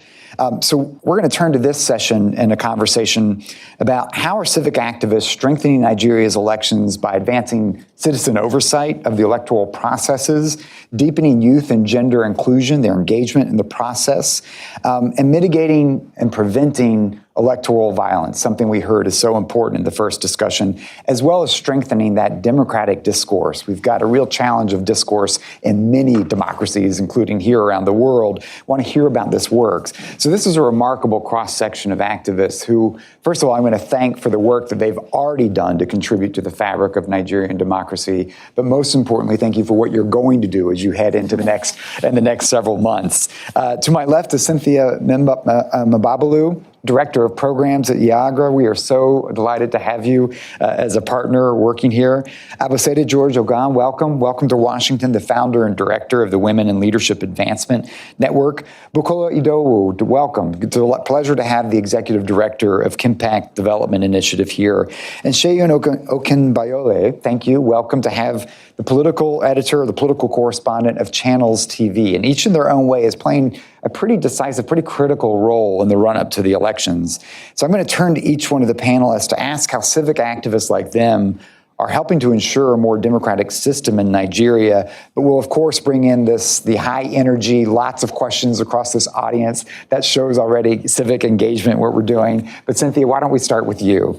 I want to start with you because how are organizations like Yiaga, I mean, with your work, mobilizing Nigerians, especially young Nigerians, to care about elections and to see them as an avenue in really shaping their future. We heard from the professor, from the chairman, I think you said 70-some% are in the 18 to 34 age bracket of those that are newly, I mean, that's pretty remarkable. And yet we saw in 2019 a low voter turnout. We saw youth frustration in the NSARS movement. So how is your work channeling some of that frustration into civic engagement, electoral turnout? Thank you. I think first is to actually note that this is... I'm going to push your button there because that is not on, right? Go ahead and make sure your green button is on so you're all live. Is it on now? Yep. Okay. Nope, it is not. You just push it once. Push it once and don't push it twice. Thank you. I think it works now. I think first is to note that this is a young democracy, barely 23 years of democracy in Nigeria. So you can say Nigeria's democracy is a hustling youth. And because we're quite young, we have a growing youth population also that is that should be an asset if we properly harness the civic energies within that. And from this premise, I would say that for groups like Yiaga Africa working with other partners, one of the things we've identified is that, one, as civil society, we have a unifying role to play in a very divisive and polarized system where the existing fault lines are easily manipulated during elections. And so towards the next elections, and as we've been engaging, especially post the EndSARS, one of the things we learned from the EndSARS is that there's a growing interest amongst the youth population to participate in the process and to demand for accountability. So the goal for the next elections is to channel all that interest and from EndSARS and in the registration process of voters towards a more active engagement of the electoral process, first as voters and the other part as candidates, young candidates within the elections. And I think earlier it was mentioned that the Not Too Young to Run bill. Tell us a little bit about that. A pretty successful effort. It was a national movement that had young people just demanding for an amendment to the Constitution to reduce the age to contest for office. And the Not Too Young to Run movement successfully reduced the age to run for office to 25 years for the state assemblies and the House of Representatives at the national, and for the president to 35. And while in 2019 we saw an increase in youth participation, we had about 34% youth candidacy in the last elections. Sadly, these elections, the numbers dropped a bit because our political parties are still learning that inclusion is a critical feature of democracy, because the primaries really excluded young people. So we saw a decline to about 28% youth per candidacy in these new elections based on the INEX list. However, the hope there is the Not Too Young to Run increased the participation for young people between 25 and 30. And within that, we have about 43% of the youth candidates that are between 25 and 30 years old who will be contesting the election. That is a really young age for candidates in Nigeria. And I think that is the Repeat that statistic one more time. Yeah, we have about 43.2% young people between within the youth category who are 25 and 30 years old. So within the overall youth candidacy. And that for us is progress because we have younger people contesting in the elections. So for us, that unifying role is one, to leverage on the opportunities we have within the youth age to channel interest in participation as voters, but also to drive support for younger candidates. Why? A lot of young people feel that during elections, they don't see their reflection on the ballot, so they don't see younger people on the ballot. So all you're seeing are just these old folks who have not yielded the kind of result they have. But with the engagement in the process, the goal now is promoting the candidates, the youth candidates, so that younger people can see that they have their reflection or their representatives on the ballot. And that, we believe, will drive participation. Now, the other angle to the conversation when it comes to participation is that while you have a growing interest in the process, there's also the likelihood that the political class will manipulate the narratives in the process. What are those narratives? First, driving division, the other part driving fake news or disinformation. And I think for a civil society organization as Yiaga Africa, one key role we're playing is one, in promoting citizens' oversight, that we support that to promoting credible information and accurate information on the process. And that is because if people are properly informed, they would know how to engage. Now, this is critical, especially with the growing obedience movement. Now, we believe that that is a third force that we must acknowledge, because you have a younger population who are associated with the movement. So you go on social media, for the first time, you have young people leading conversations on elections in Twitter Spaces, Clubhouse and what have you. So it shows there's an interest there. But if we do not provide the information to guide this interest, what we're going to have is that we're going to have people who are engaging, but from a point of ignorance. And that, for us, we believe, is a threat to democracy. So as civil society partners, as we engage in this space, we have an important role, one, to constantly provide an information, but also provide channels of communication with the Electoral Commission. Because the best way to get access to information on elections is from the Electoral Commission. And I think the third part for me is there's a lot of threat in the electoral process. One, from the political class, there'll be lots of pressures on INEC to do to sort of undermine the good work going on within that. And as a society, there must be more investment in building resilience as we engage in the process. Now, how do we build resilience? For me, it's identifying available centers of power to leverage and support. So through solidarities and engagement, not just within the traditional civil society, because this time around, the elections is bigger than every Nigerian, because it's way bigger than we can even imagine. So we need to begin to identify those centers of power that are unconventional, but are really influencing thoughts and actions within the spaces that they engage. So talk around the entertainment sector, talk around the traditional spaces that exist currently in different states because of the failure of the state to provide security. So now you have things like even vigilante groups and thought leaders at the local level that communities look up to as better leaders than state institutions because of the failure of the state. So we need to actually identify these existing centers of power to build support and solidarity, especially because that resilience is what will keep us stronger as we engage the elections. And for me, the whole goal of this process is one, these elections, beyond just being the most crucial in our history, this is the first we're having, is the 7th general elections that we'll be having in Nigeria. But every elections, while we improve on the process, the political class understands better ways to undermine it. And with electoral technology, with electoral technology, there's a lot of interest amongst young people, but the political class also feels threatened by this innovation. And they would look for new ways to undermine the efficiency of that system. So if as citizens, as civil society organizations, we do not understand where the threat exists, we would not sufficiently build resilience against that threat. And for me, the next election is about the people. So generally, our major goal is to not just inspire confidence and hope in the process, but to continually act together to hold the Electoral Commission to be accountable, but most importantly, the political class. Because at the end of the day, I don't think INEC will be our major problem. I believe the political class would be is a likely possible threat to our electoral democracy, and we must be alert and vigilant to hold them accountable. Interesting. I mean, especially a political class that is meant to represent the people. Cynthia, just a quick follow-up there. I mean, in terms of this youth engagement, particularly of an increase, how does it intersect with the security challenges? And are some of the security problems in Nigeria mobilizing youth to get more engaged because they're concerned about it? Or is that a real threat to dampen their engagement in the electoral process? Well, I think these two ways. This has different impacts from different perspectives. And I'll talk around our engagement in different states in the country. Yiaga Africa, we've worked in both the Northwest, Northeast, different some geopolitical zones. So I was in Sokoto some weeks ago. Sokoto is a state in Northwest Nigeria, and they have challenges of banditry, because it's also borders with Zamfara State, which is also a state that has major challenges with banditry. Now, one of the things we observed in both Sokoto and Zara amongst the youth population, so for the CVR, we had locations where INEC could not get to register voters, but we had young people who were willing to work with INEC to get to those communities to register. So why am I making this point? That why insecurity exists and is real with us, but we actually have young people who care about getting the system work as a tool to fight insecurity. So they are willing to actually commit to the system to get it to work, because they believe if they influence the process of leadership recruitment,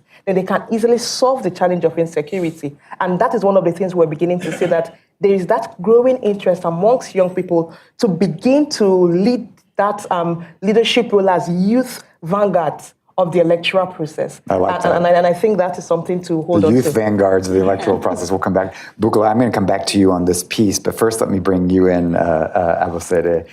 Look, we've been talking about youth engagement and inclusion. I want to ask you about Nigerian women. So when you just casually watch what's happening in Nigeria, you see women as prominent leaders everywhere. You see them prominent in the business community, in civic, cultural life, in some ministries as well. And yet we see few women in state houses and governors' mansions and the National Assembly contesting for office, for the presidency. So how do you think about this? How are you working to address this? Yeah, I mean, thank you so much, Damon. Yeah, I mean, unfortunately, we haven't talked much about women today, and I think it's just a real reflection of the issue. And it's very interesting how the situation on ground is being mirrored, right, in a conversation like today, where if you think about 2 hours of talk time, right, women finally make it to the agenda. Isn't that the real case? But I think this is really an important conversation, and especially because women make up a significant number of voters. And for everybody, that's okay, right? But when it comes to women being on the ballots, then we start to have challenges, right? And I think that we really need to fix some underlying issues. And I think one of the things that we've realized at Willen is the perception that people have of women, where it's okay for them to be carers, but not okay for them to be leaders, right? What is that gap in perception? That people believe that it's okay for women to be in the entire value chain of politics, except being the one on the ballot. And I think that, we need to start to reflect really on what that perception gap is. And I think that there are two major players going into the 2023 elections. The media. How does the media portray women as leaders? Or are they contributors, right, to the status quo on how people perceive leaders? I think that's really important. But unfortunately, I have to say that we already have a sense that the numbers will not be great. Because if you start to look at the numbers, in terms of Senate seats, I think we have over 1,000 senatorial candidates, and we only have 92 women, right? And we have over 3,000 House of Representative candidates, and we have just about 290-something women. So, so it's less than 10% across board. And that's how the funnel thins out, right? So we had more as aspirants, it thins out, and they get as candidates, but your guess is as good as mine when it comes to how many will actually win the elections. And so I think that we really need to start thinking. So another thing is security. And I know that has come up so much, but I bring another dimension. Women face multiple levels when it comes to insecurity. There is violence against women online, cyberbullying. That is a whole nother piece that we often ignore. But women face threats, and we know this, right? Women face threats, women face real challenges. And when the INEC chairman is talking about the fact that his people need to be protected, I'm just thinking to myself that, a woman is thinking, who's going to protect me and my entire team? And we also know that the implication of why women cannot provide alternative security, because this is an option, is because they don't have the resources to do it. And so if you kind of line everything up, the odds are really stacked against women. And I think we need to start to be more intentional, right, about how we support women. And I know that these lines around, interference and all those challenges are there, but I think that its evidence has shown us, and a pattern, right, over 7 election cycles, that something is wrong, because it's not yielding the result that we desire. Because as you have already alluded to, it's not a competence problem, It's not a capability problem. This is a real systemic issue that is multi-layered, and I think that we need to start to address it. So I guess that my point is, it's sad that we talk about this every 4 years, but the evidence is showing us that we need to start to do things differently. And so, like I said, one of the things we're doing, and this is, of course, with support from NED, is how do we shape perception ahead of the next election so that the few women who actually make it to the ballots, these electorates, when they go there, they actually know that a woman is an option, right? So you understand, and it's so unfortunate that we don't have a woman as one of the presidential candidates, because that's powerful signaling, right, to young... No, one of the leading, yes, thank you. One of the leading presidential candidates is what I mean. To show that role model piece, which we've seen and evidence shows actually changes the game. So I think that, we need to really be more intentional around 2023, around media and around security. If we want those numbers not to end up how it is now, and if we don't know, we have only 8 women representing us in a Senate of 109 and 13 women representing us in a House of Representatives that has 360 seats. That is a problem. That is incredible that you've almost set an upper limit of 10% by just where the candidate pool is. But why do you see that the parties don't feel the pressure to appeal to what is probably a majority of the electorate? So everywhere in the world where we have seen an increase in women's political participation, the evidence shows us that is as a result of a legislated gender quota. This has been the most proven way to increase women's political representation. We were hoping that that would happen with the constitutional amendment, but if everybody in this room knows what happened, unfortunately, that bill was not passed.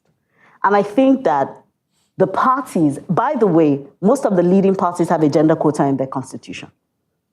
Almost all the leading parties. Mm-hmm. They have a gender quota in their constitution that they don't abide by. And that's why we were hoping that if it was legislated by law, then there would be a premise for us to actually hold the political parties accountable. But at this point, there's no incentive. What is the real incentive for a political party to field a woman? And I think that we just haven't shown, back to the perception issue, that actually women can lead. And so a political party thinks that a female candidate is a high-risk candidate. Mm. And so who de-risks that woman, right? That's the real question. Interesting. Yeah. Interesting. Bukola, let me come to you. This issue of security has permeated some of the conversation, and KDI, along with IRI, and many others, have sort of witnessed this political violence, even the threat of political violence in terms of deterring voting and marring the elections themselves. And at a time when general insecurity already is an issue that complicates the conduct of the elections, as we've heard from the professor, how can civil society, working with government, working with political parties and the public, try to help lower the temperature, lower the stakes, and strengthen the legitimacy of the electoral process? How do you see a role for civil society in this fundamental challenge to the integrity of the election? Okay, thank you very much. And I think this aspect of election security is very critical, most especially when you look at the conversation around the election.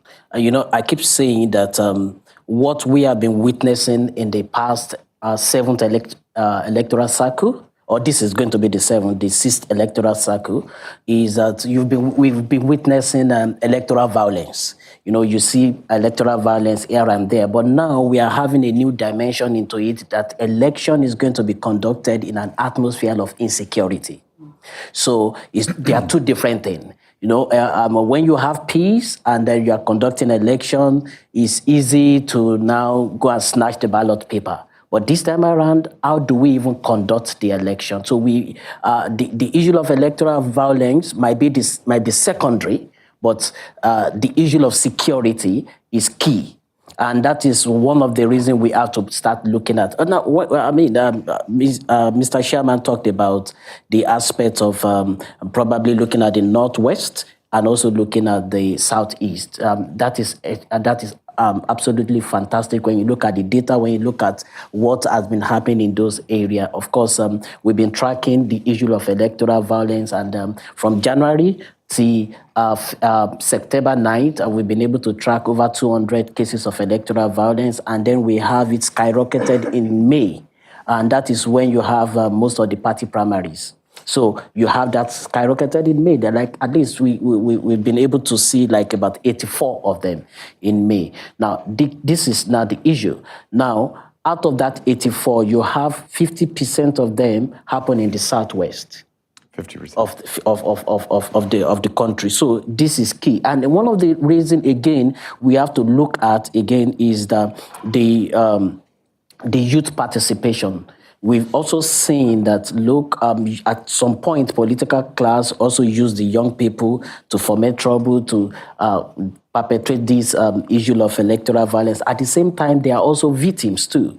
So this is, and that is one of the reasons we are pushing more messaging out. We are trying to see what we can do to mitigate this. We just launched a platform called Naija Talk, where we want to begin to bridge the gap between electoral violence. I mean, bring out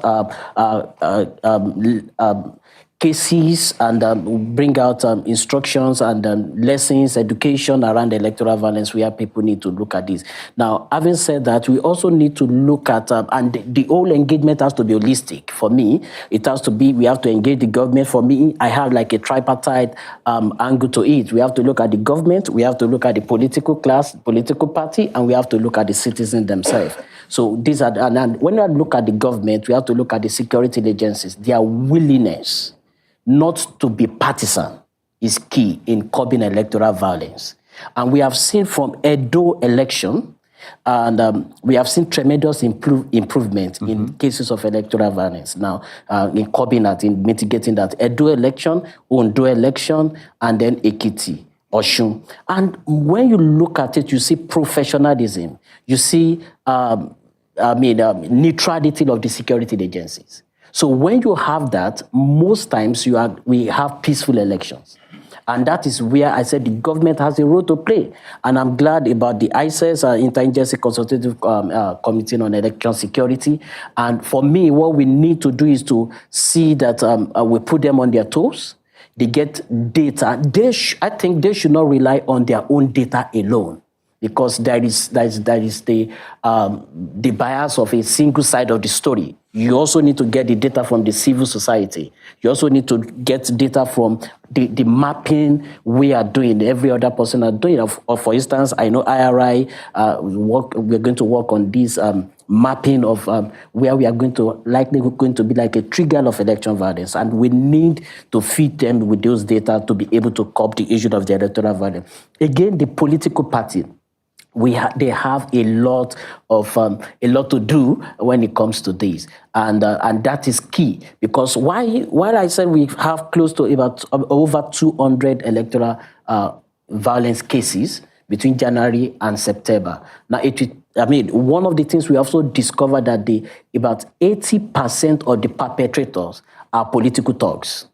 So, and they're just members of die-hard supporters of political party candidates. So, they're supporters. So, one of the things we need to do is that how do we even engage the political parties? We don't need to leave them out and focus on, and this is, for me, we as civil society need to do more. We don't need to really focus on the INEC. INEC has witnessed a lot of improvement over the years. We agree, but we need to now begin to engage the political Does civil society have a structured way with the political parties for discourse on violent mitigation? Yes. And in some of our engagements now, we now begin to take the conversation to the political party. How do we mitigate electoral violence? They need to see the importance of having a peaceful election, and that is key. And lastly, one of the things I'm going to say again, and that is most people need to begin to look at, is the connection with this electoral ignorance. We need to now and it could be a trigger for electoral violence in the coming election. For instance, majority believe that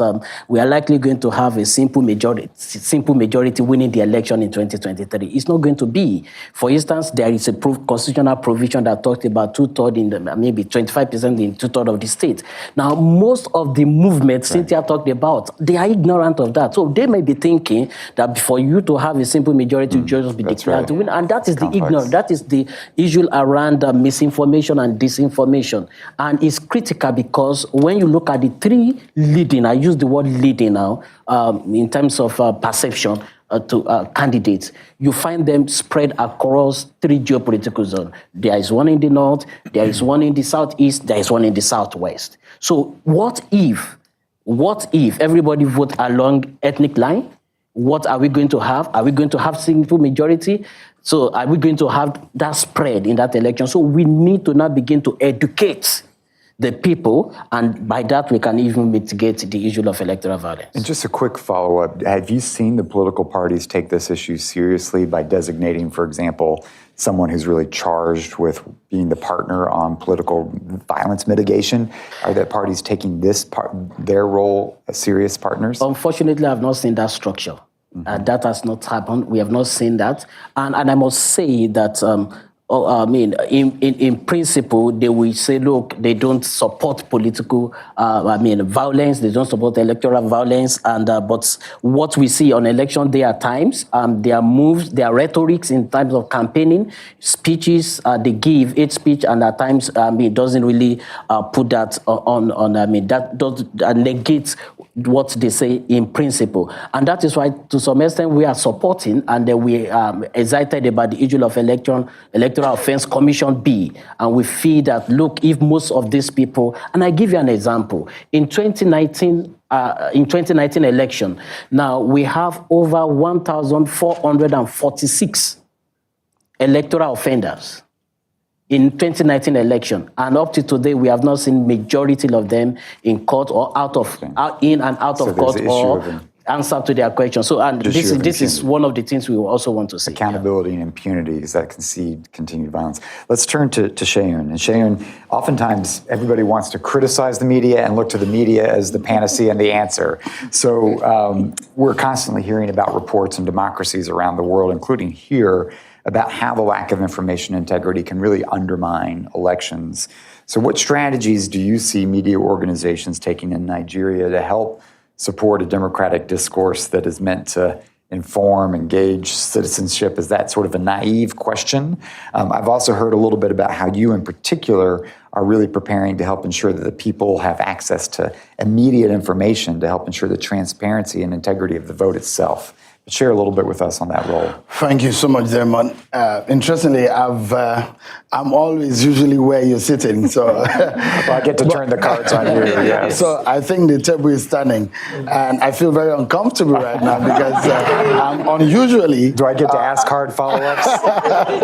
So I'm not usually answering questions. I'm always asking the questions, but I think there is something that is fundamental to the questions that you have asked. And I think that a lot of the times the media as being the bad boy of our electoral process. Anything that happens, people blame the politician, blame the media, INEC, blame the media, civil society, blame the media, because we are sort of in the middle of getting the information out there. And a lot of the times the urgency of the news media makes the work a bit difficult. So if I want information, this is the man I have his number on my speed dial. And if I cannot reach him, I can assume what I want to know. So I heard 5 people were killed, INEC staff were killed on the road to Enugu. And I called him a few times, and if he's not picking, I can assume that it really happened. So that's a very big danger. Answer the phone. Answer the phone. Answer the calls. Answer the calls. That's a very big danger. And, the thing is, a lot of us who are not only field reporters, but we sit back and see some of the information that happened in the newsroom, especially during the political period. The urgency of the process is very key. And I like to plead with the commission, because now there is a medium that is faster than in traditional media, and that's the social media, the new media. Unfortunately, that also is very key, because As soon as you're unable to give the information through the traditional media, the new media or the social media is an assumption medium. It will assume what it just imagines in the mind of people and just push it out there. And they will create a narrative. And when that narrative comes around, those who are responsible in pushing the right information begin to chase after the narrative and try to change it. It's more difficult to do that than give out the information. And I like to say that it's going to be the 7th electoral cycle since Nigeria returned to democracy in the 4th Republic. I'm a Christian. And 7 for me, the New Testament puts it as completeness, perfection. And I think that that's a high bar. From that perspective, there are a few deductions that I could make. And don't judge me by my religion. I believe so much that there is going to be a lot of perfection in our election. It might not be a complete perfection, but let's take a lesson from here. For those who have followed the Nigerian election from 1998 up until now, has there been ever any time that Nigerians believe that our elections may not be rigged? If you think about it carefully, this is perhaps the first time. It brings what I termed the phenomenon of powerlessness of the political class. They do not care. They don't give a damn about INEC because the election happened and they subvert the process every other time. This is going to be the easiest election to be conducted by INEC in the history of our electoral process ever. Ask me why. It's going to be the election where, if you remember what happened in Osun and Ekiti, there was a press conference. Samson and Cynthia, if you can remember, I think it was in Osun. There was a press conference by the REC, the Resident Electoral Commissioner in Osun State. And as soon as a journalist was interested in knowing when the results are going to be out, and he asked the question, and the REC answered by saying, oh, at 5 p.m., you can tune to channels, and you start getting the result. That tells you something. Usually, okay, maybe you're not familiar with this, so I'll tell you. Our country, we're not used to announcing results on the media.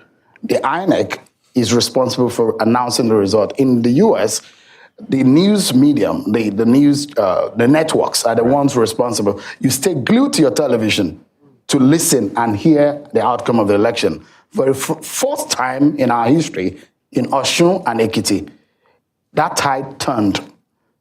And Nigerians now started sitting in front of their television to listen and to watch election result being reeled out. We do not have the power to reel out the final or the result, but we're just showing trends, and as a result, we're coming. Because INEC was magnanimous enough to develop the Irf Portal. Yiaga Africa and some of his partners partnered with China's television, and we put together the electronic result analysis dashboard, where we were real-time putting out the results. It took away the pressure from INEC. Usually, the most dangerous period of our electoral process in Nigeria is between the period of 4 p.m. and 10 p.m. And you know why? Because that is a time when the results are going to be transmitted from the collation area to the local government area, to the ward. And so politicians then use that window because it's getting dark.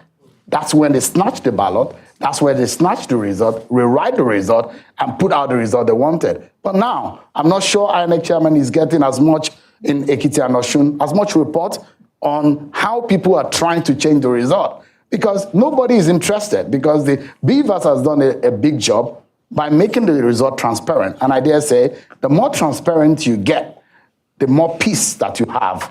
And I'm very certain that INEC started seeing a bit of a peace. And the pressure is going to come to the media and the partners who are trying to help to bridge that gap. And this is very critical. And I think that INEC needs to also work again, because this is going to make your work easier. The pressure is now on us, because I see a lot of people wanting to know what the results are. I just say, wait, and you see what happens on the results. So for the first time, I think the perfection, in one sense, is the fact that politicians are frustrated that they do not have the power to subvert the process any longer, because that was easier for them. They could easily put a gun to the head of the man who is announcing the result. But that is a waste of time, because from the polling unit, the result are already put on the wall, and everybody has access to it, and it goes into the IRF. Then we can see it. Then we can put it on television live. And whatever that is happening there, if you subvert it, you know it's a waste of time because the results are there. So that's one way I think that our election will see some kind of perfection this time around. Another way is that citizens are more aware now through the use of the social media. So if there's any staff of INEC that thinks that he wants to play pranks on the election, he knows that he's doing that at the detriment of the commission or at the detriment of himself, because now everybody have access to your face by taking pictures, to the result by taking pictures and transmitting them. But I'd like to urge, since the INEC chairman is here, I think there is going to be another thing that the commission needs to do. Maybe you can seek the help of civil society organizations that are seated in this room. And this is it. I use the bathroom, public bathroom in the United States when we're transiting from Frankfurt. And there is a way of assessing those who clean the toilet in the bathrooms. In Nigeria, it doesn't happen. If the bathroom is clean or not, you don't care. But you see a way of assessing those who clean the bathroom or the cleanliness of the bathroom. You might think, take it for granted. But the lesson I want us to draw from it is the person cleaning the bathroom knows that there is a transparent process of assessing his job or her job. For INEC, I think there is a need, because transparency brings level of responsibility.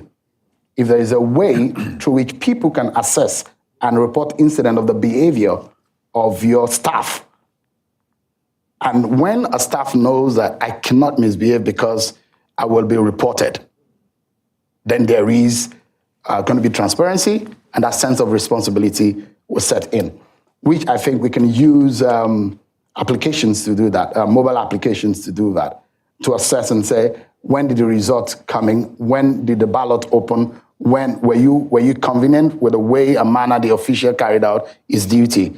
When this is happening, INEC officials know that they cannot also, because one thing that is important is this.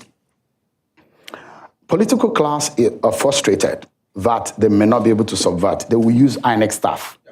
And when they do that, there's going to be a problem. And one thing that we are not thinking about, usually we think that people might go and steal ballot box. That's usually the problem. But the biggest problem now is what happens in the outcome of the election. If Peter Obi wins, what do you think will happen in the Southwest? If Peter Obi loses, what do you think will happen in the Southeast? If Atiku loses, what do you think will happen to the Muslim community and also to the northern part of the country? If Tinubu wins, what do you think will happen in the Southeast region? We are not readily thinking about the outcomes.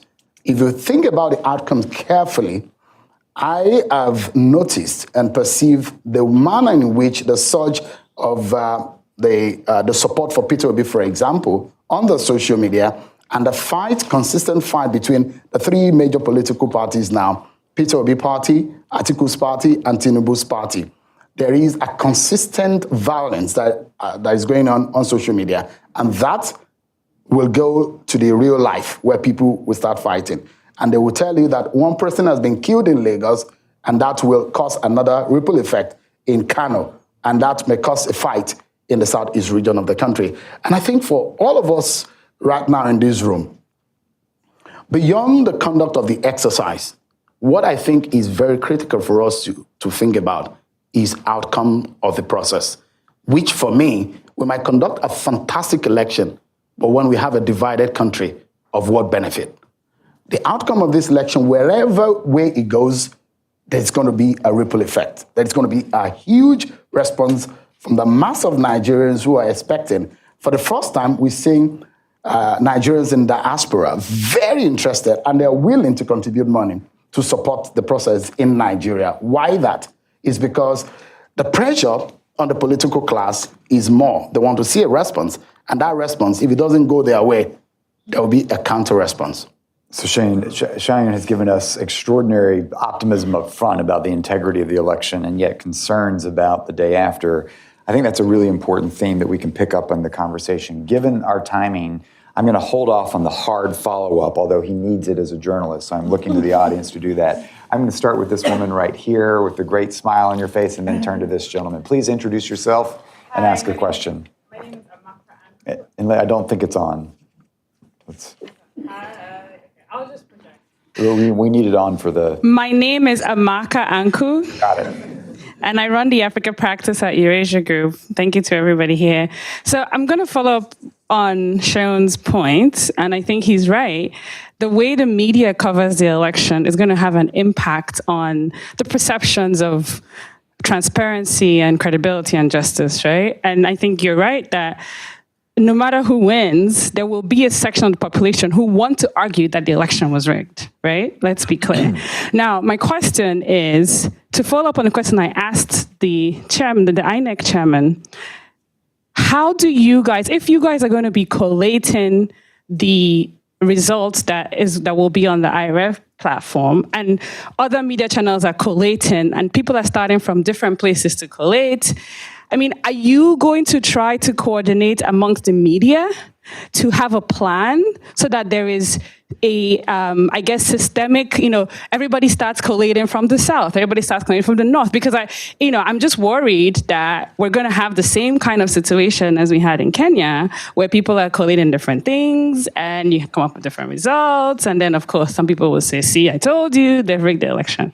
So thank you. All right. And why don't you pass the mic to this gentleman here? I'll take 3 and then come back over here. Please, thank you. Go ahead. All right. I'm Chris Bassett. I'm program manager for Nigeria for our IFAS. I'd like to thank INEC and KDI as well for our longstanding, fruitful, and constructive partnerships. I want to return to the point made by Ms. Jojo Gan. I give it the suitable time and attention that it's due.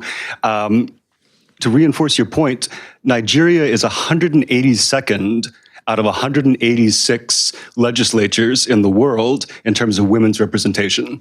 And for a country that is becoming one of the largest democracies in the world and is a bastion of democracy in Africa and globally, it can be, that is unacceptable and really abominable and beneath Nigeria's dignity as a democracy. And so I'm keen to know, obviously it's a massive problem. There are many responsible parties with political parties, with the legislature, civil society, and the media. But here we have you all here gathered with the leadership of INEC. And I'm keen to know what you think is the most practical, effective means within INEC's power and within IFAS's power as their partner to advance women's representation in governance and electoral management. And I'd appreciate your thoughts on that. Thank you. Question. Let me just take these 2 right here. I'll take our colleague and our INEC colleague as well, and we'll come back to the panel with these 2. Both of you, please. All right. My name is Emmanuel Ihim. I am the Executive Director for Diaspora Alliance. I thank the organizers for this incredible conference, your work to help Nigeria have a credible election. I want to contribute in what Son has said about the frustration of the political class and what solution will be on the table for that. I think the role you are playing as an international actor and the role the corporate international community will play will help hold those political actors vis-a-vis the support and the funding they receive from the international community will help to determine their response to this election. Your proactive decision to let the Nigerian government understand their responsibility and accountability. And Emmanuel, just with our eye on the clock, welcome the question there, please. Yes, the question is, and there is an appeal to the international community to help hold the Nigerian government accountable, because that will help to restrain an imploding violence, because that's the only solution for the frustrated political class in view of this thorough preparedness at this time.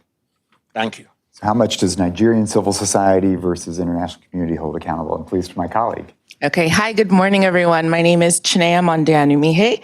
I am a grants officer here at the National Endowment for Democracy, standing on existing protocols. Thank you, esteemed panelists. So my question actually is directed towards Mrs. Obi. I'm so grateful to have both you and Abosede and Cynthia as well. As you mentioned, we didn't focus a lot on women's participation. So my question actually is kind of directed to any of you who want to answer, but specifically to one of the challenges that I've experienced and I've witnessed myself, specifically in my village in Imo State, where you have politicians that can persuade women with bags of rice and beans and ankara and 5,000 naira, and they easily sell their vote. So you touched on vote buying, and I wanted to know if there's anything specifically we can do or civil society can do to address vote buying, especially when you have a hungry you have a hungry group of people who are willing to take bags of rice and bags of beans and sell their vote.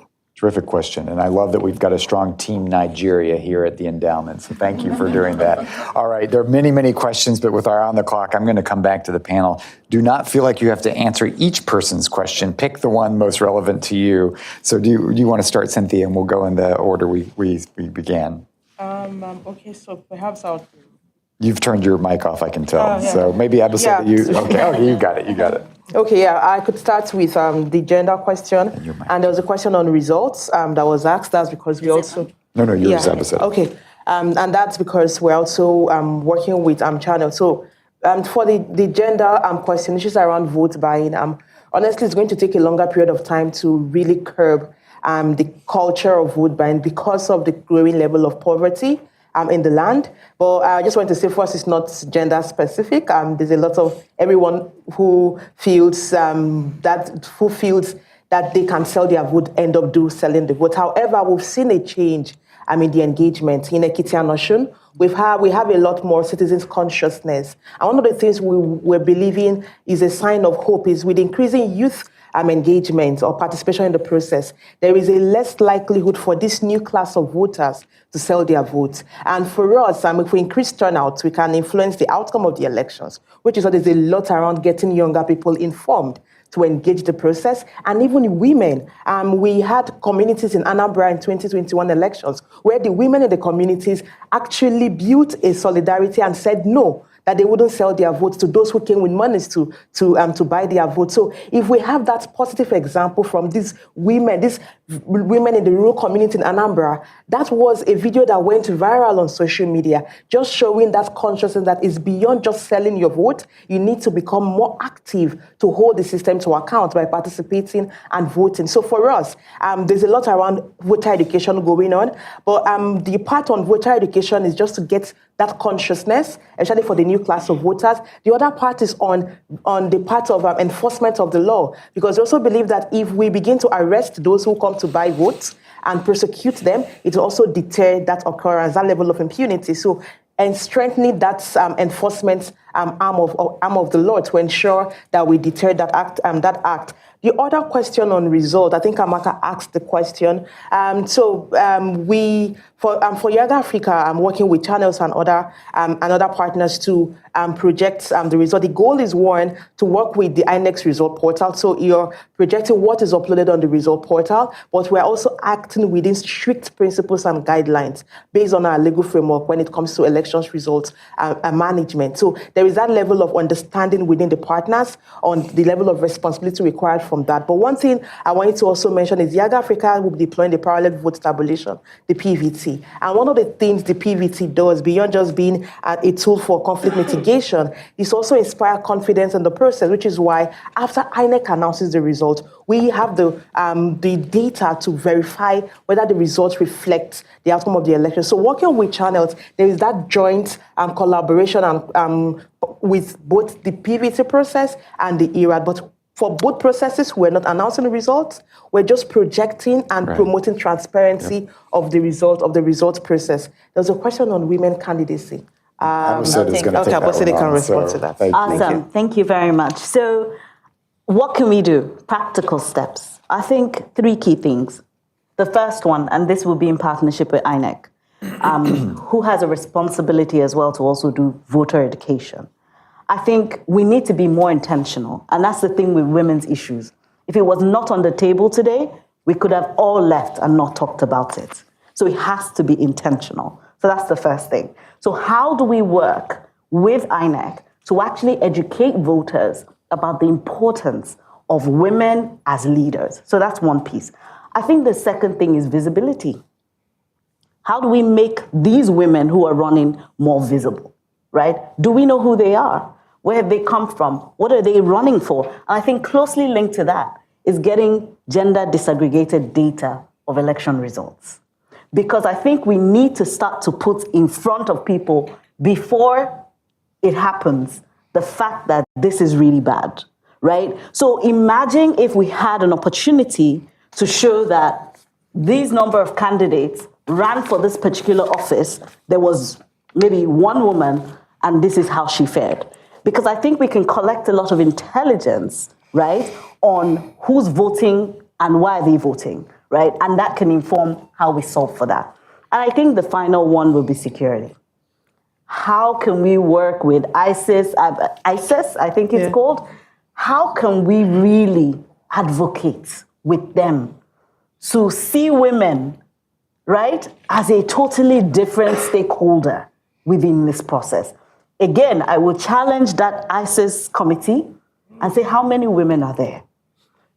I don't want, let's not expose ourselves here. But why is that important?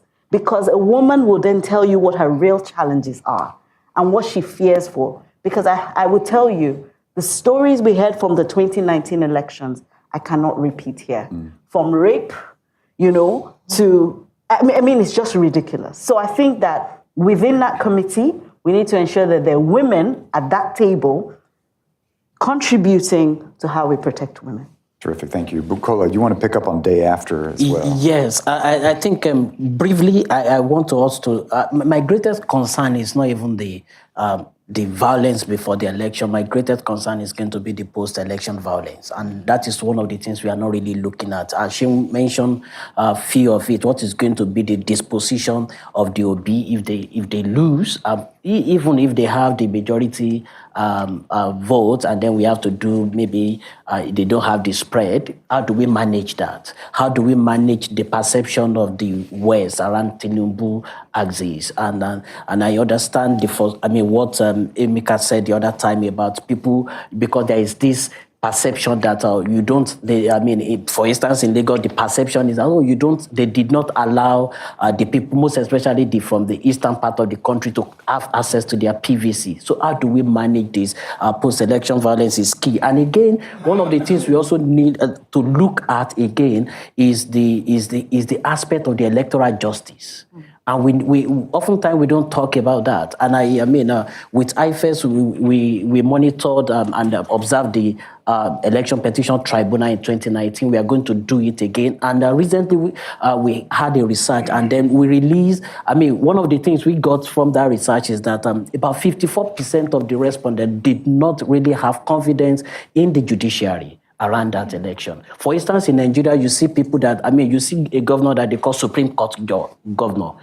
These are the issues. So again, if you have an election that is going to be highly contested, then you expect the judiciary to put finality into the issue. But again, what is the perception of the judiciary? So it now becomes like, okay, the election is highly contested, there are issues. Again, we don't believe in the judiciary. Where do we go from here? It's a great, that we need to really manage. And lastly, about vote buying. For me, the easiest way, the reason why we've been having high surge in vote buying is because INEC have begun to do their job, and they have been doing it effectively. And she asked a question the other time, which is very key. This time around, we believe election is going to, the result, the votes are going to be counted. And the reason, and that is why politicians now say, look, I have witnessed election where they are still voting and they have declared result in Abuja before. You understand? Voting is still going on, but now you don't have such a thing. So what do the politicians intend to do? They intend to do now, go to the citizen, let's buy their vote. However, what do we do? The best way to do this is to increase voter turnout, because the politicians also have limited financial power. So if we increase the turnout, they can buy all the votes. They don't have that. And that is why it pays them to have lesser voter turnout that they can manage, that they can budget for.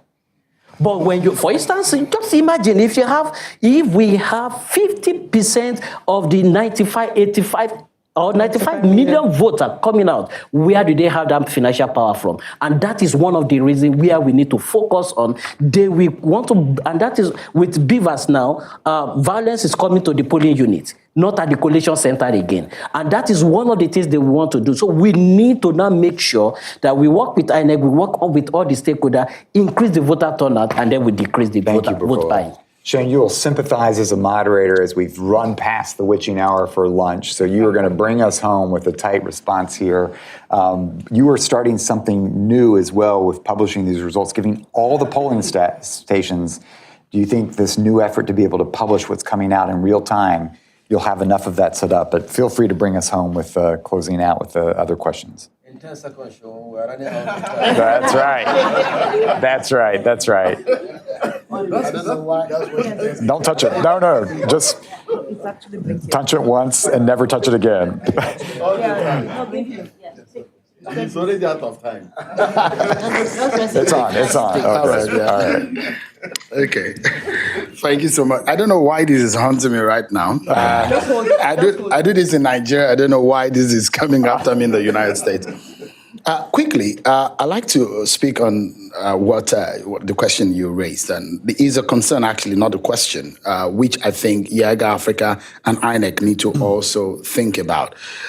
We've opened our doors with as much thought about the fact that we are leaders in the industry and we're major stakeholders, and we do not take that responsibility and that trust, because it comes also because of trust. I know Yiaga Africa wouldn't have done this with us if they don't trust the fact that these guys are going to be independent, and they're also they won't be biased. And that's the reason why they approached us. And INEC thought that if it was going to be bastardized, I'm not sure INEC is going to allow us to be able to do that. But I must say thank you to the INEC chairman for making this happen.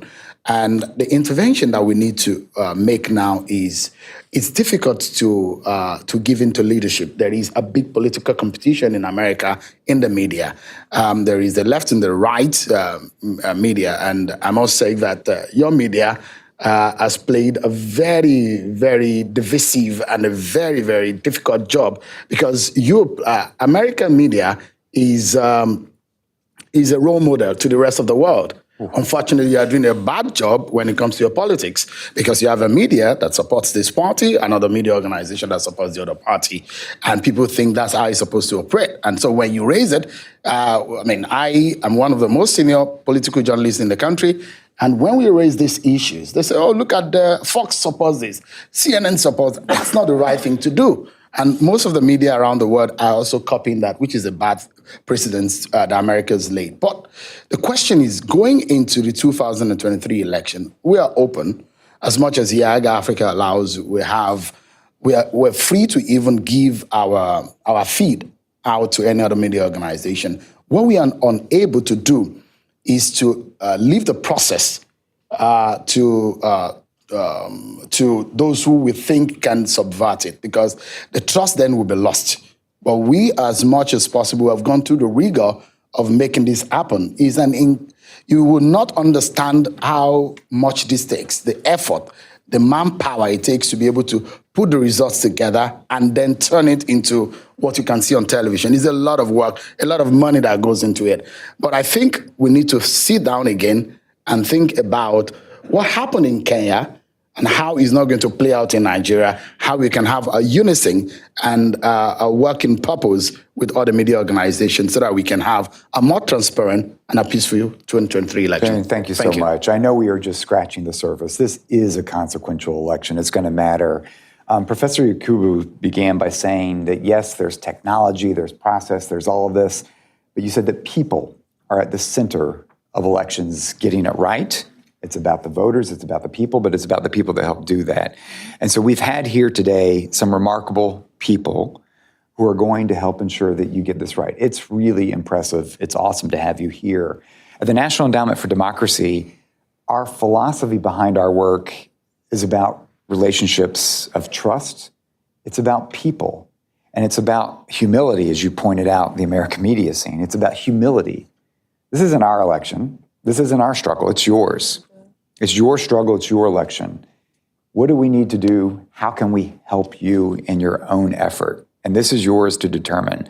So it is awesome to have you in Washington this far ahead to put the spotlight on what is going to be one of the most consequential elections, where hopefully Nigeria will be showing an example of a way, not just for West Africa, not just for Africa, but for around the world. It's a consequential moment. So shout out to everybody who's been up here on stage sharing their views. I want to give a shout out to the team that's helped make this work, from Chris and Andrew to Zach to Sarah, to Mambi, to Bridget, to everybody, Mike behind the screen, the team here at NED, along with our partners at NDI, IRI, IFAS. Our job is simply to give you some oxygen and say, what do you need and how can we help? So thank you for the honor of having you on our stage today. Welcome to Washington. It's been awesome to have you here. Thank you.